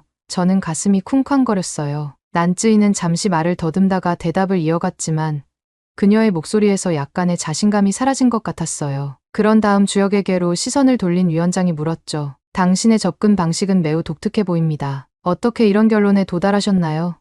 주혁은 잠시 고민하더니 신중하게 대답했습니다. 그의 표정은 여전히 담담했고 목소리에는 확신이 묻어났어요. 이런 주혁의 모습을 보며 저는 안도감과 동시에 긴장감을 느꼈습니다. 대결이 끝나고 위원들이 결과를 검토하기 위해 자리를 옮겼을 때 저는 다리에 힘이 풀려 의자에 주저앉고 말았습니다. 이제 결과를 기다리는 일만 남았지만 그것이 더 힘들게 느껴졌죠. 그렇게 2주간의 긴 기다림이 시작되었죠. 그 기간 동안 저는 잠도 제대로 못 자고 식사도 거의 하지 못했어요. 불안과 초조함으로 가득 찬 나날이었습니다. 하지만 그때마다 주혁은 끊임없이 저를 격려해 주었습니다. 그의 따뜻한 말 한마디가 제게는 큰 힘이 되었죠. 게다가 주혁은 단순히 말로만 격려하는 것이 아니라 매일 저와 함께 추가 자료를 정리하고 준비하며 실질적인 도움을 주었어요. 그의 헌신적인 모습에 저는 감동받았고 더욱 열심히 노력할 수 있었답니다. 그렇게 시간이 흘러 드디어 특별위원회의 결정이 나오는 날이 왔어요. 기다리던 순간이 다가오자 저의 긴장감은 최고조에 달했죠. 그날 아침 저는 손톱을 물어뜯으며 시계만 뚫어져라 쳐다봤죠. 마치 재판을 기다리는 죄인처럼 긴장한 채로요. 심장이 너무 빨리 뛰어서 가슴이 터질 것만 같았습니다. 위원회 회의실로 들어설 때 제 다리는 후들거렸고 손바닥에는 식은땀이 가득했어요. 그나마 주혁이 옆에 있어 주어서 정말 다행이라 생각이 들면서 큰 위안이 되었습니다. 그때였습니다. 위원장님이 단상에 올라 엄숙한 목소리로 발표를 시작했어요. 긴 심의 끝에 우리 위원회는 결론을 내렸습니다. 카를라 에나 씨의 연구가 독창적이며 진실성이 있다고 판단했습니다. 난쯔이 씨의 연구에서는 일부 부적절한 인용과 방법론의 문제점이 발견되었습니다. 위원장님의 말씀이 끝나자 저는 깊은 안도의 한숨을 내쉬었어요. 그동안 쌓였던 긴장감이 한순간에 풀리는 듯했죠. 하지만 동시에 이상하게 허무한 기분이 들었습니다. 몇 주 동안 밤잠을 설치며 준비했던 모든 것들이 이렇게 끝난다는 게 믿기지 않았습니다. 그러면서 안도감과 함께 새로운 불안감이 밀려오더라고요. 이 사건이 제 학문적 경력에 어떤 영향을 미칠지, 그리고 난쯔이와의 관계는 어떻게 될지 걱정되기 시작했죠. 뭔가 승리했다는 기쁨보다는 앞으로 닥칠 변화에 대한 두려움이 더 크게 다가왔습니다. 그때 주혁이 제 어깨를 토닥이며 따뜻하게 미소 지어주었습니다. 주혁의 그 따뜻한 미소에 저는 조금씩 안정을 찾아갔고 그동안의 노력이 헛되지 않았다는 생각에 가슴이 벅차올랐죠. 주혁을 바라보니 그의 눈에도 기쁨이 가득했어요. 저는 주혁에게 진심으로 고마운 마음이 들었습니다. 주혁 씨, 정말 감사해요. 어떻게 이렇게 끈기 있게 저를 도와주실 수 있었나요? 저는 그의 신념과 끈기가 너무 궁금해서 주혁에게 물어보았습니다. 주혁은 잠시 생각에 잠기더니 허준이 난제 연구소의 교훈이 어떤 어려움도 끝까지 포기하지 않고 반드시 풀어낸다라는 거라고 말해주었습니다. 그의 목소리에는 존경심이 가득했어요. 그러면서 주혁은 허준이 교수님의 업적을 하나하나 열거하기 시작했어요. 45년간 안 풀렸던 리드 추측을 해결한 것부터 시작해서 총 11개의 난제를 풀어냈다고 설명해 주었어요. 특히 로타 추측 이야기를 할 때는 주혁의 눈이 유독 반짝이더라고요. 이 난제가 얼마나 유명했는지, 수학계에서 어떤 의미를 가지고 있었는지 상세히 설명해 주었죠. 저는 그의 설명을 들으며 점점 더 깊이 빠져들게 되었습니다. 그 말을 듣고 저는 정말 놀라 입이 떡 벌어졌죠. 한 사람이 그렇게 많은 난제를 풀다니 정말 믿기 힘들었어요. 한국 사람들의 문제 해결 능력과 추론 능력을 보며 세계적으로 뛰어난 업적을 세우려면 이렇게 끝까지 포기하지 말고 도전해야 되는구나라고 생각했습니다. 인류 역사상 아무도 풀지 못했던 문제를 해결하기 위한 그 끈기와 열정이 얼마나 대단한지 실감했죠. 주혁의 눈빛에서 그가 존경하는 수학자들의 열정이 그대로 전해지는 것 같았어요. 저도 모르게 나도 한국 사람처럼 그런 열정을 가질 수 있을까라는 생각이 들었죠. 한국 사람들의 그 끈기와 열정이 부럽기도 하고 동시에 제 안에 잠재된 그런 모습을 찾고 싶어졌어요. 그때였습니다. 주혁의 표정이 갑자기 변했어요. 그의 눈빛이 조금 흔들리더니 입술을 살짝 깨물었습니다. 뭔가 말하려는 듯 입을 열었다가 다시 다물기를 반복했죠. 저는 궁금함과 동시에 약간의 긴장감을 느꼈어요. 그러다 주혁이 천천히 가방 안을 뒤적이기 시작했습니다. 그의 손이 조금 떨리는 게 보였죠. 무언가를 꺼내려는 듯 망설이다가 마침내 작은 봉지를 꺼내더라고요. 그 순간 저는 제 심장이 빠르게 뛰는 것을 느꼈습니다. 주혁이 그 봉지를 저에게 건네며 이거 받으세요라고 말했을 때 저는 말로 표현할 수 없는 감정을 느꼈어요. 봉지를 열어보니 천마라는 한약재였습니다. 놀란 마음에 저도 모르게 손이 떨렸고 어떻게 구했는지 물어보았죠. 주역은 쑥스러운 듯 웃으며 쿠팡이라는 한국 온라인 쇼핑몰을 통해 직접 주문했다고 설명했습니다. 이틀 만에 배송받았다는 말에 저는 한국의 빠른 배송 시스템에 또 한 번 놀라움을 금치 못했습니다. 동시에 제 할머니 이야기를 듣고 이렇게 마음 써준 주역의 따뜻한 배려에 깊은 감동이 느껴지더라고요. 주역은 제가 할머니 얘기를 했을 때부터 마음이 많이 쓰였다고 털어놓았습니다. 그래서 한국에 발달된 배송 시스템을 이용해 이 천마를 구했다는 것이었죠. 그의 진심 어린 말에 저는 말을 잇지 못했습니다. 이어서 그는 이 천마가 할머니의 심장병에 도움이 될 거라며 희망적인 말을 덧붙였습니다. 그 순간 저는 정말로 할머니의 병이 나아질 수 있을 것 같은 강한 희망을 느꼈어요. 주역의 따뜻한 마음과 한국의 놀라운 시스템이 만들어낸 기적 같은 순간이었습니다. 이렇게 서로의 마음을 나누며 저와 주역 사이에는 더 깊은 유대감이 생긴 것 같았어요. 그로부터 몇 주 후 정말 믿기 힘든 소식을 들었어요. 주역의 연구 결과가 네이처 저널에 게재된다는 거였죠. 한국인 최초이자 세계 최초로 학부생이 단독 저자로 네이처의 논문을 게재하게 된 거예요. 저는 말로 표현할 수 없는 강렬한 희망과 행복을 느꼈습니다. 주역의 성과가 마치 제 일처럼 자랑스러웠죠. 네이처의 논문이 게재되는 것이 얼마나 대단한 일인지 생각하니 더욱 놀라웠어요. 우리 스위스에서는 노벨상 수상자급의 교수님들도 네이처의 논문을 게재하기가 정말 어렵다고 들었거든요. 심지어 우리 학교의 마리나 비아조우스카 교수님도 필즈상을 수상하셨지만 네이처에는 단 한 번도 논문을 게재하지 못했다고 해요. 이런 주역의 모습을 보며 저는 안도감과 동시에 긴장감을 느꼈습니다. 미국의 하버드나 MIT, 영국의 옥스퍼드나 캠브리지 같은 세계 최고 대학의 박사과정 학생들도 네이처의 논문을 게재하는 것은 정말 드문 일이라고 들었어요. 그런데 주역이 학부생 신분으로 이런 성과를 냈다니 정말 믿기 힘들 정도로 대단했죠. 저는 주역의 이런 성과에 그저 감탄할 수밖에 없었어요. 어떻게 이런 일이 가능한지 정말 궁금했죠. 주역의 천재성과 한국의 교육 시스템, 그리고 그의 끈기와 열정이 만들어낸 기적 같은 일이라는 생각이 들었습니다. 이런 친구와 함께 연구할 수 있다는 사실에 저는 정말 행운아라고 느꼈답니다. 한편 난쯔이의 부정행위가 공식적으로 인정되어 퇴학 처분을 받았다는 소식도 들었어요. 솔직히 말하면 약간 통쾌한 마음이 들었죠. 정의가 실현되는 걸 보니 그동안의 고생이 헛되지 않았다는 생각이 들었어요. 이 모든 일을 겪으면서 주역과 나눈 대화들이 떠올라 그의 끈기와 열정,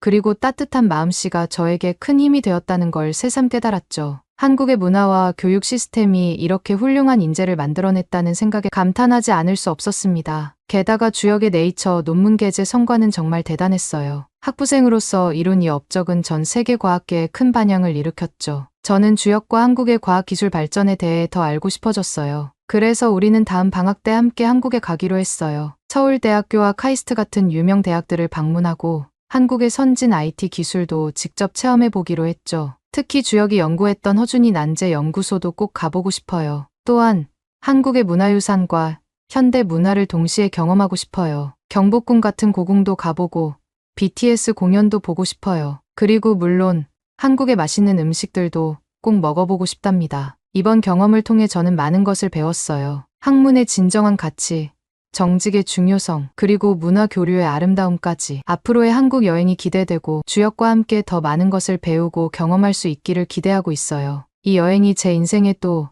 다른 전환점이 될 것 같은 예감이 듭니다. 오늘 사연은 여기까지입니다. 어떻게 들으셨나요? 최근 한강 작가가 노벨 문학상도 탔었는데 그 전에 수학계 노벨상 필즈상 수상자도 있었네요. 세계적으로도 뛰어난 성과를 인정받는 한국 사람들이 정말 자랑스럽네요. 오늘 사연이 재미있으셨다면 구독 버튼 한 번만 클릭해주세요. 저는 더 좋은 사연으로 찾아뵐게요. 감동 도서관이었습니다. 감사합니다. 안녕하세요. 저는 일본 도쿄에서 여행 블로거로 활동하고 있는 나카무라 아야라고 합니다. 26살의 젊은 나이지만 제 블로그는 일본에서 꽤 인기가 있다고 자부하는 편이에요. 매일 수만 명의 방문자들이 제 블로그를 찾아주시고 특히 일본 내숨은 여행지나 현지인만 아는 맛집 정보에 대한 포스팅은 항상 뜨거운 반응을 얻곤 했죠. 그런데 최근 들어 한국에 대한 포스팅 요청이 눈에 띄게 늘어나기 시작했어요. 처음에는 그저 일시적인 현상이려니 했지만 점점 더 많은 독자들이 한국 여행에 대한 정보를 갈구하는 것을 보며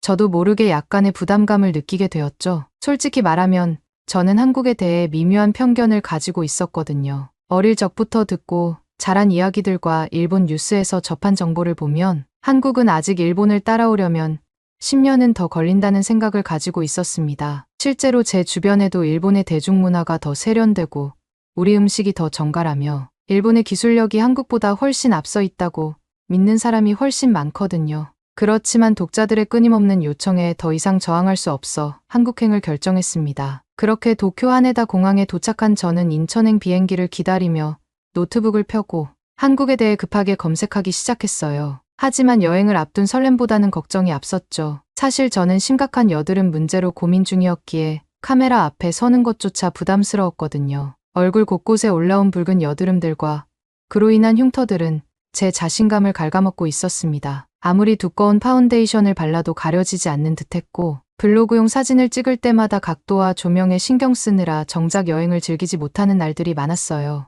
이번 한국 여행에서도 이런 고민을 안고 가야 한다는 생각에 한숨이 절로 나왔습니다. 이런 걱정을 안고 한국행 비행기에 올랐지만 인천국제공항에 도착하는 순간 제 우울한 생각은 잠시 잊혀졌습니다. 눈앞에 펼쳐진 광경에 저는 그저 놀라움을 금치 못했거든요. 상상 이상으로 한국의 현대적이고 세련된 공항의 모습에 제 입이 떡 벌어졌답니다. 공항에서 서울 시내로 향하는 길부터 창밖으로 보이는 풍경까지 한국의 실제 모습은 제 예상을 완전히 뒤엎었어요. 한강을 가로지르는 웅장한 다리들과 그 위로 쭉쭉 뻗은 고층 빌딩들이 먼저 눈에 들어왔습니다. 그런데 정말 놀라웠던 건 그 사이사이로 보이는 고풍스러운 궁궐의 지붕과 아담한 한옥들이 현대 건축물과 묘한 조화를 이루고 있다는 점이었어요. 이런 독특한 도시 풍경에 매료되어 있는 동안 어느새 우리는 서울 도심에 도착했어요. 그리고 여기서 저는 또 다른 놀라운 경험을 하게 되었죠. 바로 서울의 대중교통 시스템이었습니다. 공항에서 숙소로 가는 길에 공항철도와 지하철을 갈아탔는데 환승이 너무나 쉽고 편리했거든요. 도쿄의 복잡한 지하철 노선도와 달리 서울의 지하철은 직관적이고 이용하기 쉬웠습니다. 게다가 지하철 역사 내 안내 표지판은 한국어뿐만 아니라 영어, 일본어, 중국어로도 친절하게 안내되어 있었어요. 최근 도쿄에서도 다국어 안내를 시작했지만 아직 서울만큼 체계적이진 않더라고요. 제가 여행 블로그를 하면서 유럽과 미국을 가봤지만 한국만큼 잘 되어 있는 곳은 찾기 힘들었어요. 우리 일본도 노선도를 더 단순화하고 환승 시스템을 개선하면 좋을 텐데 그렇지 못해서 조금 자존심이 상하기도 했습니다. 특히 서울의 대중교통 통합 시스템은 일본이나 다른 어느 나라에도 없는 것이라 서울의 체계적인 시스템에 부러움이 생겼어요. 버스와 지하철을 하나의 카드로 이용할 수 있고 심지어 환승할 때 추가 요금도 들지 않는다는 점이 정말 인상적이었습니다. 일본에서는 각 교통수단마다 다른 카드를 써야 하고 환승할 때마다 별도의 요금을 내야 하는데 말이에요. 게다가 실시간으로 버스 위치를 확인할 수 있는 앱 서비스도 너무 편리해 보였습니다. 이런 점들을 경험하면서 우리 일본의 대중교통 시스템도 개선의 여지가 있다는 생각이 들었어요. 하지만 동시에 이런 생각을 하는 제 자신이 조금 당황스럽기도 했습니다. 늘 일본이 최고라고 생각해왔는데 다른 나라의 시스템이 더 뛰어날 수 있다는 걸 인정하는 게 쉽지 않았거든요. 하지만 서울의 대중교통을 경험하면 할수록 제 고정관념이 조금씩 흔들리는 걸 느꼈어요. 특히 지하철에서 내려 버스로 갈아탔을 때는 더 놀라운 경험을 하게 되었습니다. 버스 정류장의 전광판에서 일본어로 버스 도착 시간을 안내해주는 걸 보고 감동받았죠. 특히 실시간으로 버스 위치를 추적하는 시스템이 인상적이었어요. 일본에서는 아직 이런 서비스를 제공하는 곳이 많지 않거든요. 버스에 올라탔을 때는 옆자리의 한국 학생이 미국인 관광객에게 길을 설명해주는 모습을 보았어요. 그 학생의 유창한 영어 실력에 또 한 번 놀랐습니다. 특히 R과 L 발음을 정확하게 구분하는 모습이 인상적이었어요. 일본인들이 보통 어려워하는 이 발음을 한국 학생이 자연스럽게 구사하는 걸 보며 한국의 영어 교육 수준을 실감할 수 있었습니다. 이런 경험들을 하나씩 마주하면서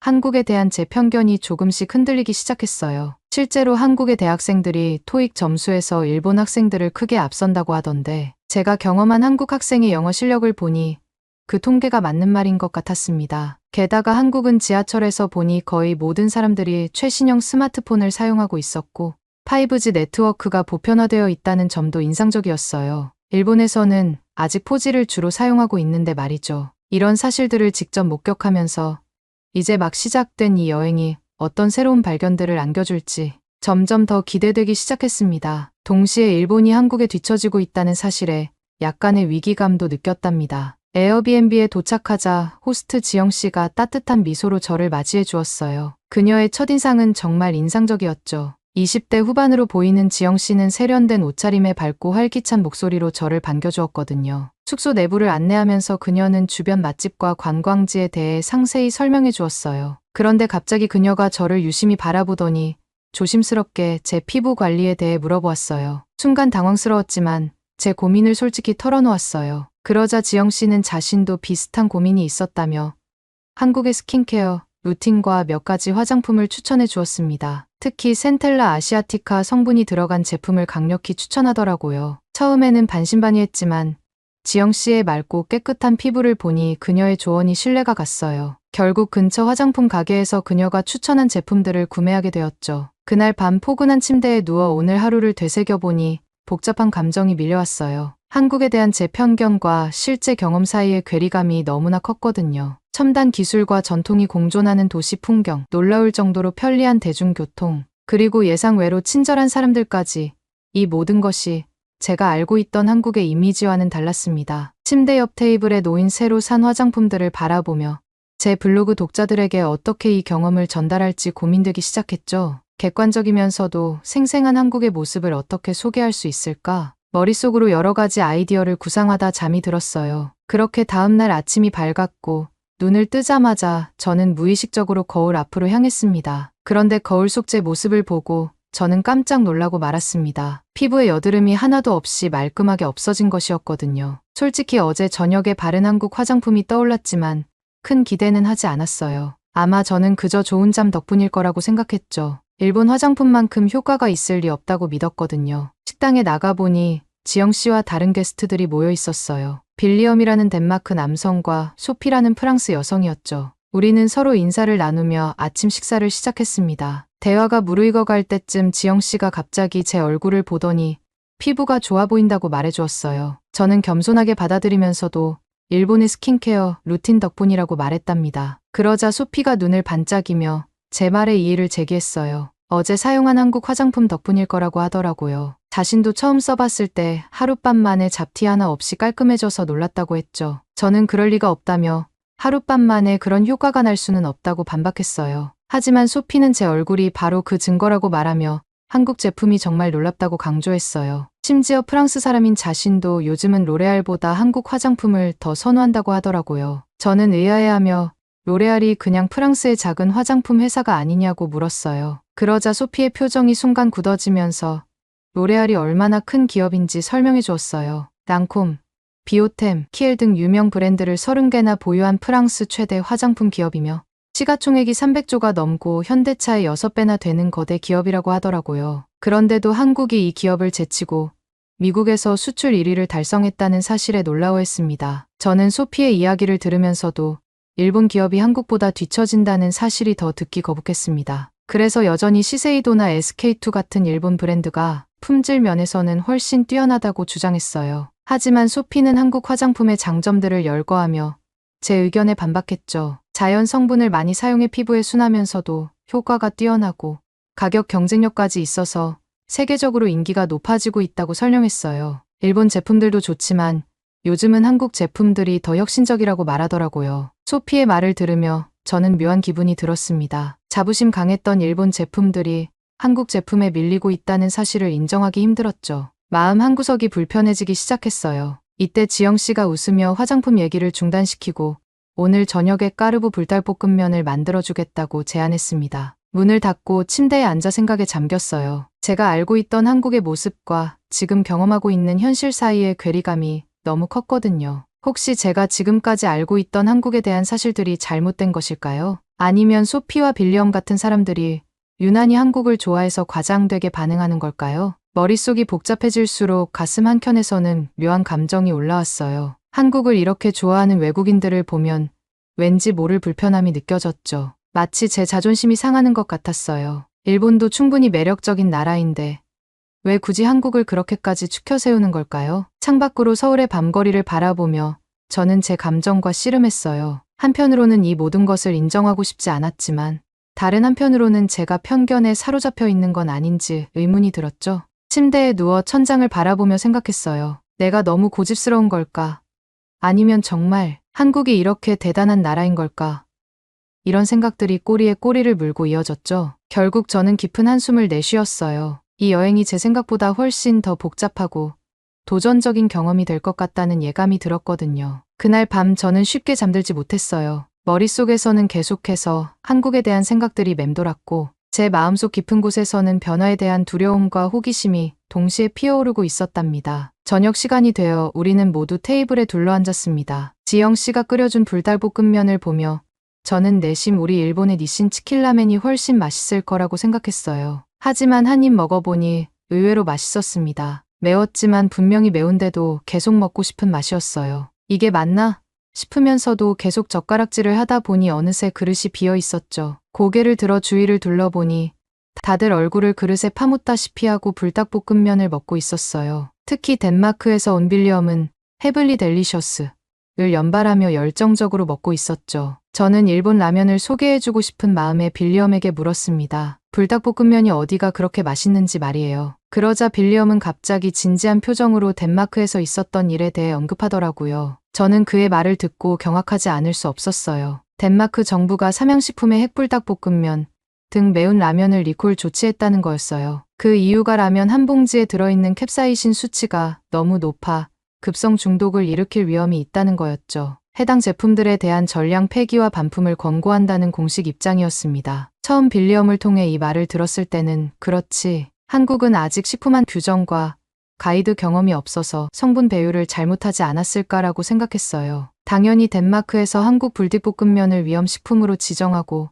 판매 중지를 했겠구나 싶었죠. 하지만 이어지는 빌리엄의 말에 저는 경악하고 말았습니다. 덴마크 사람들이 판매 중지를 풀어달라고 시위를 하고 심지어 기도까지 했다는 거예요. 저는 그 말을 듣는 순간 머릿속이 하얘졌어요. 어떻게 이런 일이 있을 수 있지?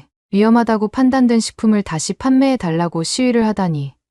이해가 되지 않았거든요. 이 말을 들은 빌리엄의 표정이 더욱 흥분된 것을 보고 저는 궁금증을 참지 못하고 어떻게 됐는지 물어봤어요. 그의 대답은 저를 더욱 놀라게 했답니다. 빌리엄은 덴마크 사람들이 불닭볶음면을 너무 좋아해서 인터넷에 온갖 조롱이 퍼졌다고 해요. 바이킹의 후예가 한국 매운맛에 굴복했다는 말까지 나왔대요. 심지어 외신에서도 이제 덴마크와 전투에서는 캡사이신을 챙기겠다, 불닭볶음면을 챙기겠다 등의 반응이 나왔다고 하더라고요. 이런 반응에 덴마크 정부도 상황을 심각하게 받아들이고 결국 리콜을 철회했대요. 그런데 정말 놀라운 건 그 다음이었어요. 리콜 철회 소식이 전해지자마자 덴마크 시민들이 수도 코펜하겐에서 불닭 스파이시 페리 파티를 개최했다는 거예요. 빌리엄의 설명에 따르면 코펜하겐 항구의 불닭볶음면을 주제로 꾸민 여객선을 띄웠대요. 여객선 밖에는 여러분, 바이킹의 후예를 위해 불닭이 돌아왔습니다.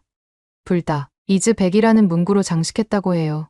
평일인데도 불구하고 코펜하겐 항구에는 이 불닭 스파이시 페리를 보려는 인파로 가득 찼대요.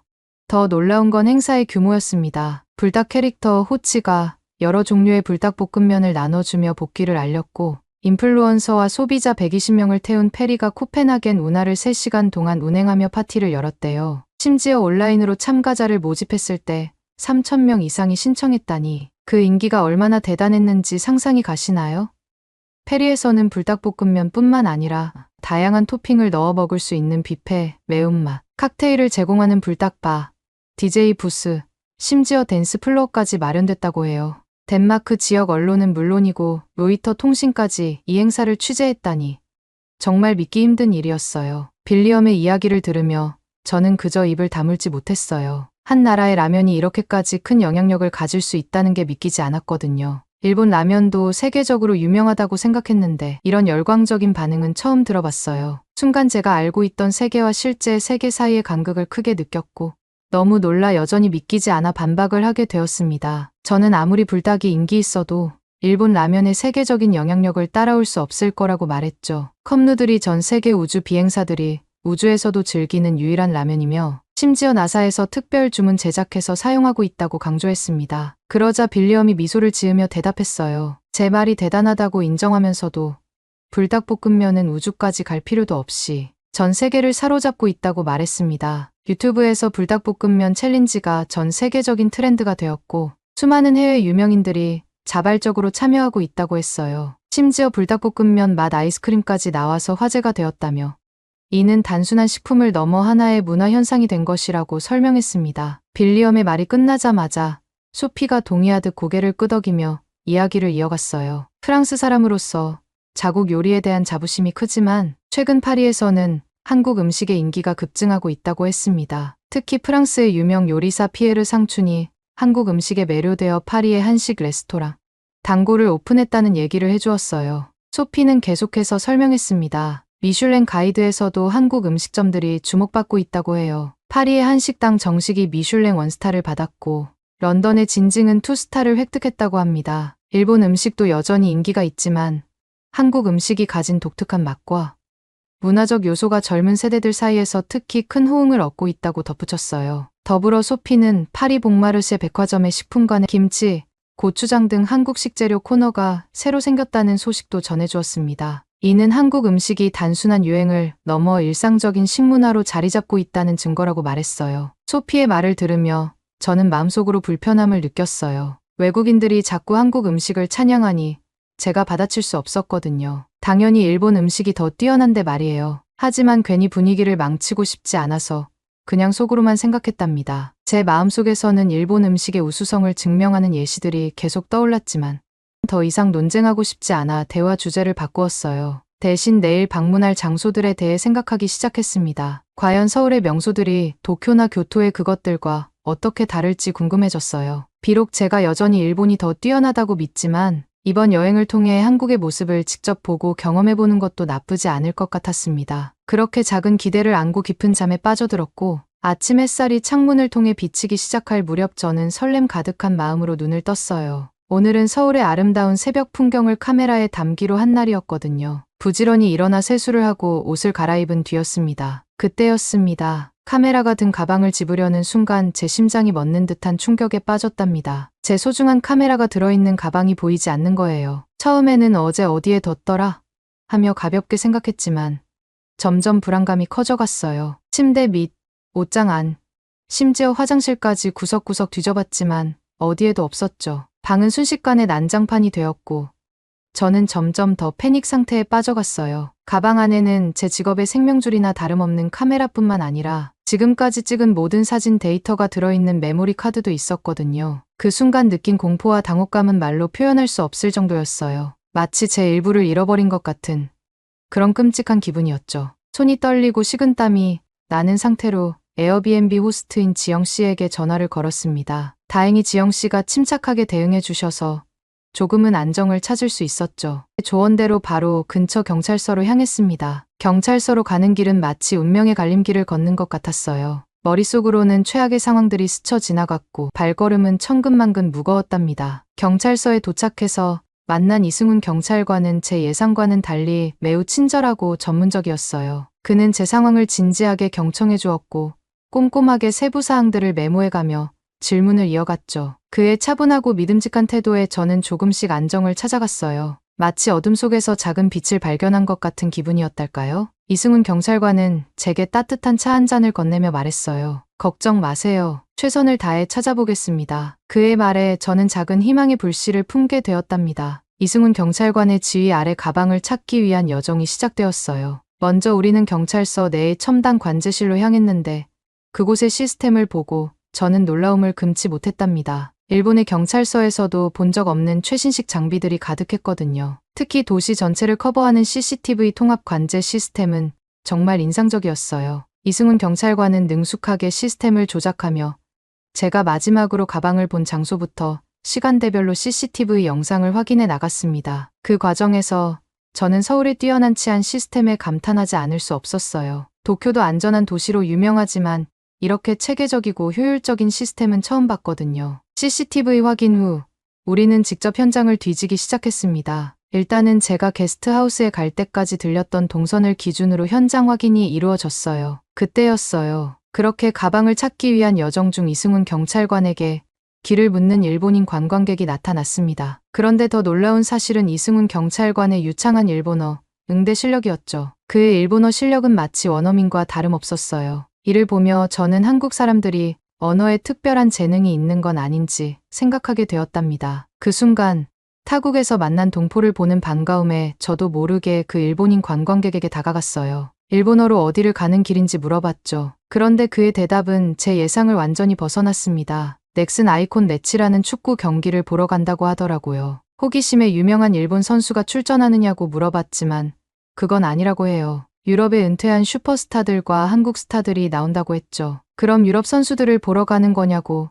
다시 물었더니 뜻밖에도 박지성을 보러 간다는 대답이 돌아왔어요. 순간 저는 큰 혼란에 빠졌답니다. 일본인이 한국까지 와서 한국 축구 선수를 보러 간다니 도저히 이해가 되지 않았거든요. 그 순간 제 머릿속에는 수많은 의문이 스쳐 지나갔어요. 박지성이 대체 어떤 선수이길래 이렇게 큰 영향력을 가진 걸까? 일본에도 훌륭한 축구 선수들이 많은데 말이에요. 아무튼 이 예상치 못한 만남 이후 우리는 계속해서 가방을 찾아 나섰어요. 이 과정에서 이승훈 경찰관은 놀라운 수사 능력을 보여주었습니다. 그는 주변 상점 주인들과 행인들을 상대로 능숙하게 정보를 수집했고 심지어 길거리 노점상 아주머니의 제보로 중요한 단서를 얻기도 했죠. 이런 모습을 보며 저는 한국 경찰의 전문성과 주민들과의 긴밀한 관계에 감명받았어요. 그렇게 이승훈 경찰관의 놀라운 수사 능력에 감탄하고 있을 때였어요. 우리는 공원 한편에 도착했고 그곳에서 제 눈을 의심할 수밖에 없는 광경을 목격했습니다. 낡은 옷을 입은 한 노숙자분이 제 가방을 옆에 두고 앉아 있었거든요. 순간 제 심장이 멎는 듯했어요. 노숙자와 제 가방이 나란히 있는 모습은 너무나 비현실적이었죠. 처음에는 공포와 분노가 뒤섞인 감정이 올라왔어요. 어떻게 내 가방을 가져갈 수 있지?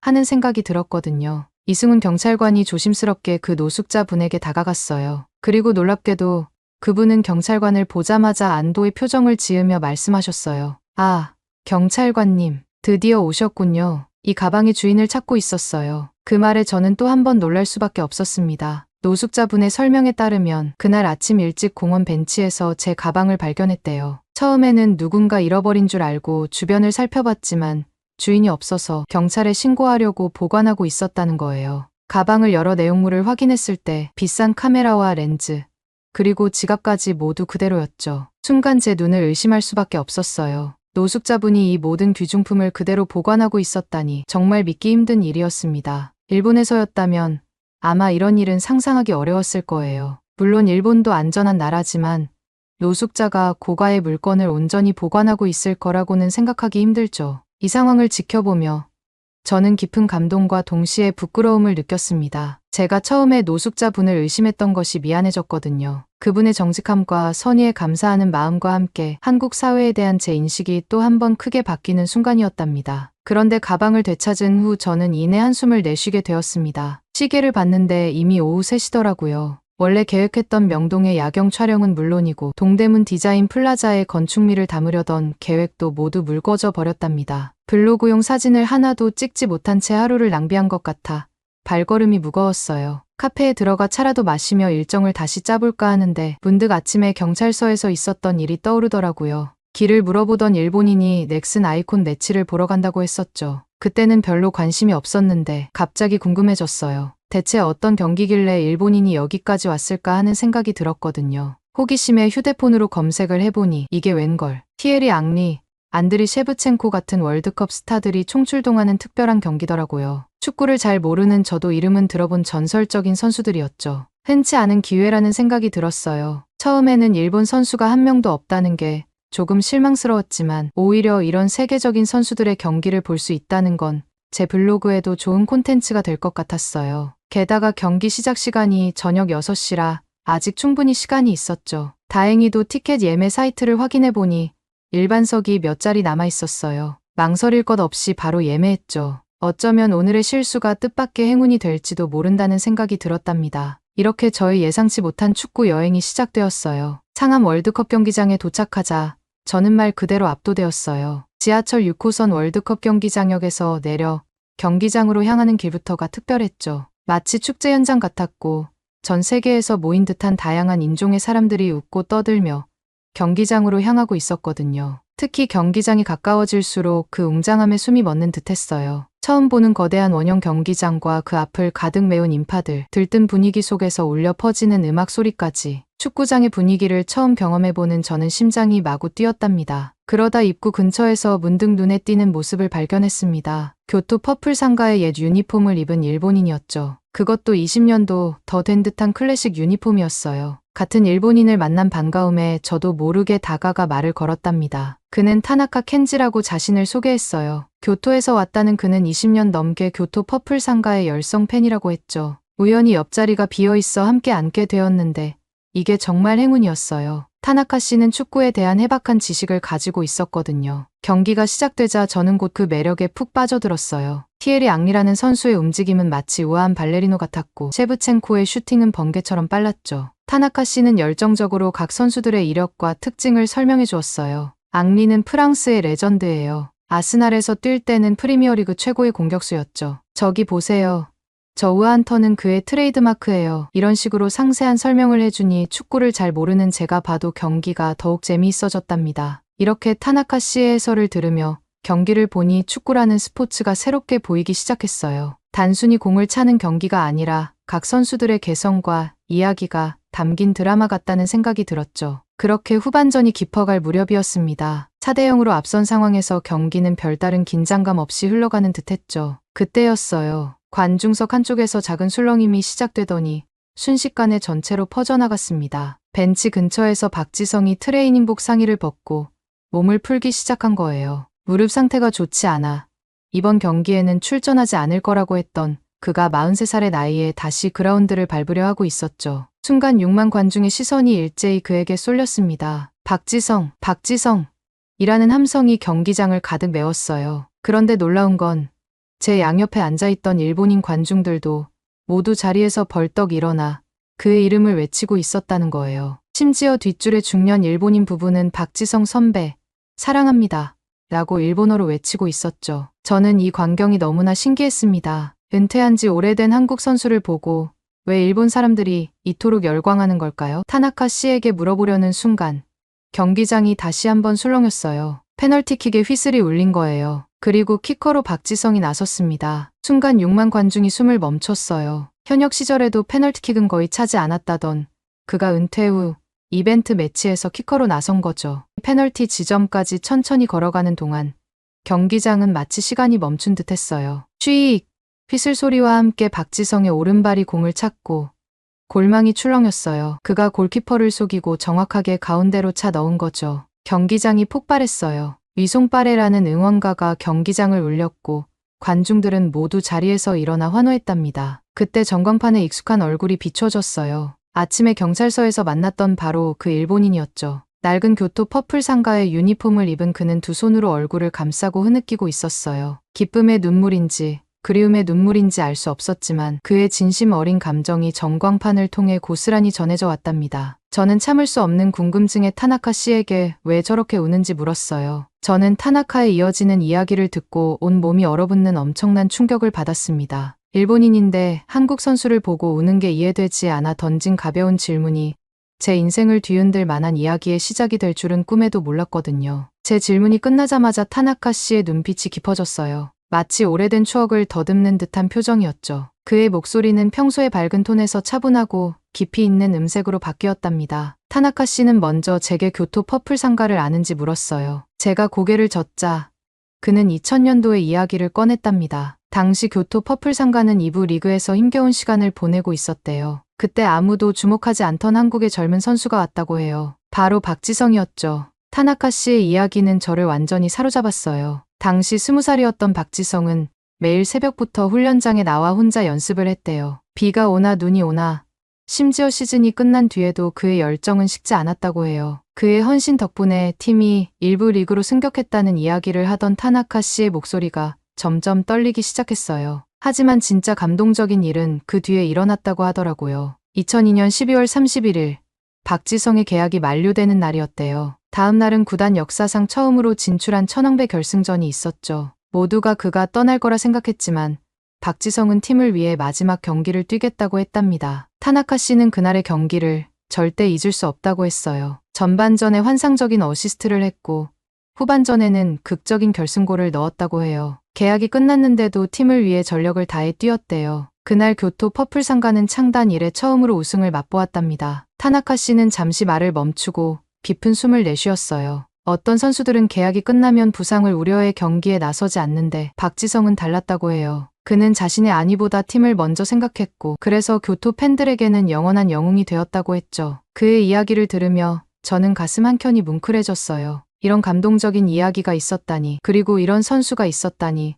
순간 제가 가지고 있던 한국에 대한 모든 편견이 부끄럽게 느껴졌답니다. 타나카 씨의 이야기는 여기서 끝나지 않았습니다. 가장 인상적이었던 건 구단 공식 후원사 교세라의 이나모리 가즈오 회장의 말이었답니다. 절름발이가 되어 돌아와도 반드시 받아주겠다. 이 한마디에는 단순한 선수를 넘어선 한 인간에 대한 깊은 신뢰와 애정이 담겨 있었다고 해요. 일본 기업인이 한국 선수에게 보낸 이 특별한 메시지는 제 마음을 크게 흔들어 놓았어요. 마치 머리를 한 대 맞은 것처럼 멍했어요. 지금까지 제가 알고 있던 세상이 순식간에 무너지는 듯한 기분이었죠. 한 선수의 진정성이 국적과 문화의 벽을 허물고 이토록 깊은 신뢰와 존경을 만들어낼 수 있다는 사실이 저를 충격에 빠뜨렸어요. 경기장을 나와 호텔로 돌아가는 지하철 안에서도 이 생각은 계속되었어요. 차창에 비친 제 모습을 바라보며 생각했죠. 오늘 아침까지만 해도 한국에 대한 편견으로 가득했던 제가 지금은 마치 다른 사람이 된 것 같았거든요. 불과 하루 만에 제 시각이 이렇게나 많이 바뀔 수 있다는 게 신기했어요. 호텔 방에 도착해서도 이 생각은 멈추지 않았어요. 침대에 누워 천장을 바라보며 오늘 하루를 돌아보았죠. 아침에 가방을 잃어버리는 사고가 없었다면 저는 이런 특별한 경험을 하지 못했을 거예요. 그저 표면적인 관광지만 둘러보고 여전히 제 편견 속에 갇혀 살았겠죠. 창밖으로 보이는 서울의 야경이 어제와는 다르게 보였어요. 반짝이는 불빛 하나하나가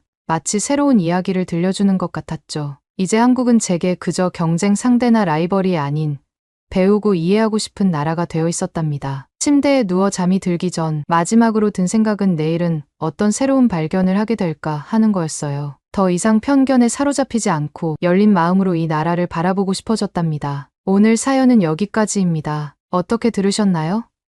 오늘 사연이 재미있으셨다면 구독 버튼 한 번만 꼭 클릭해주세요. 영상을 꾸준히 만드는데 큰 힘이 됩니다. 저는 더 좋은 사연으로 찾아뵐게요. 감동도서관이었습니다. 감사합니다.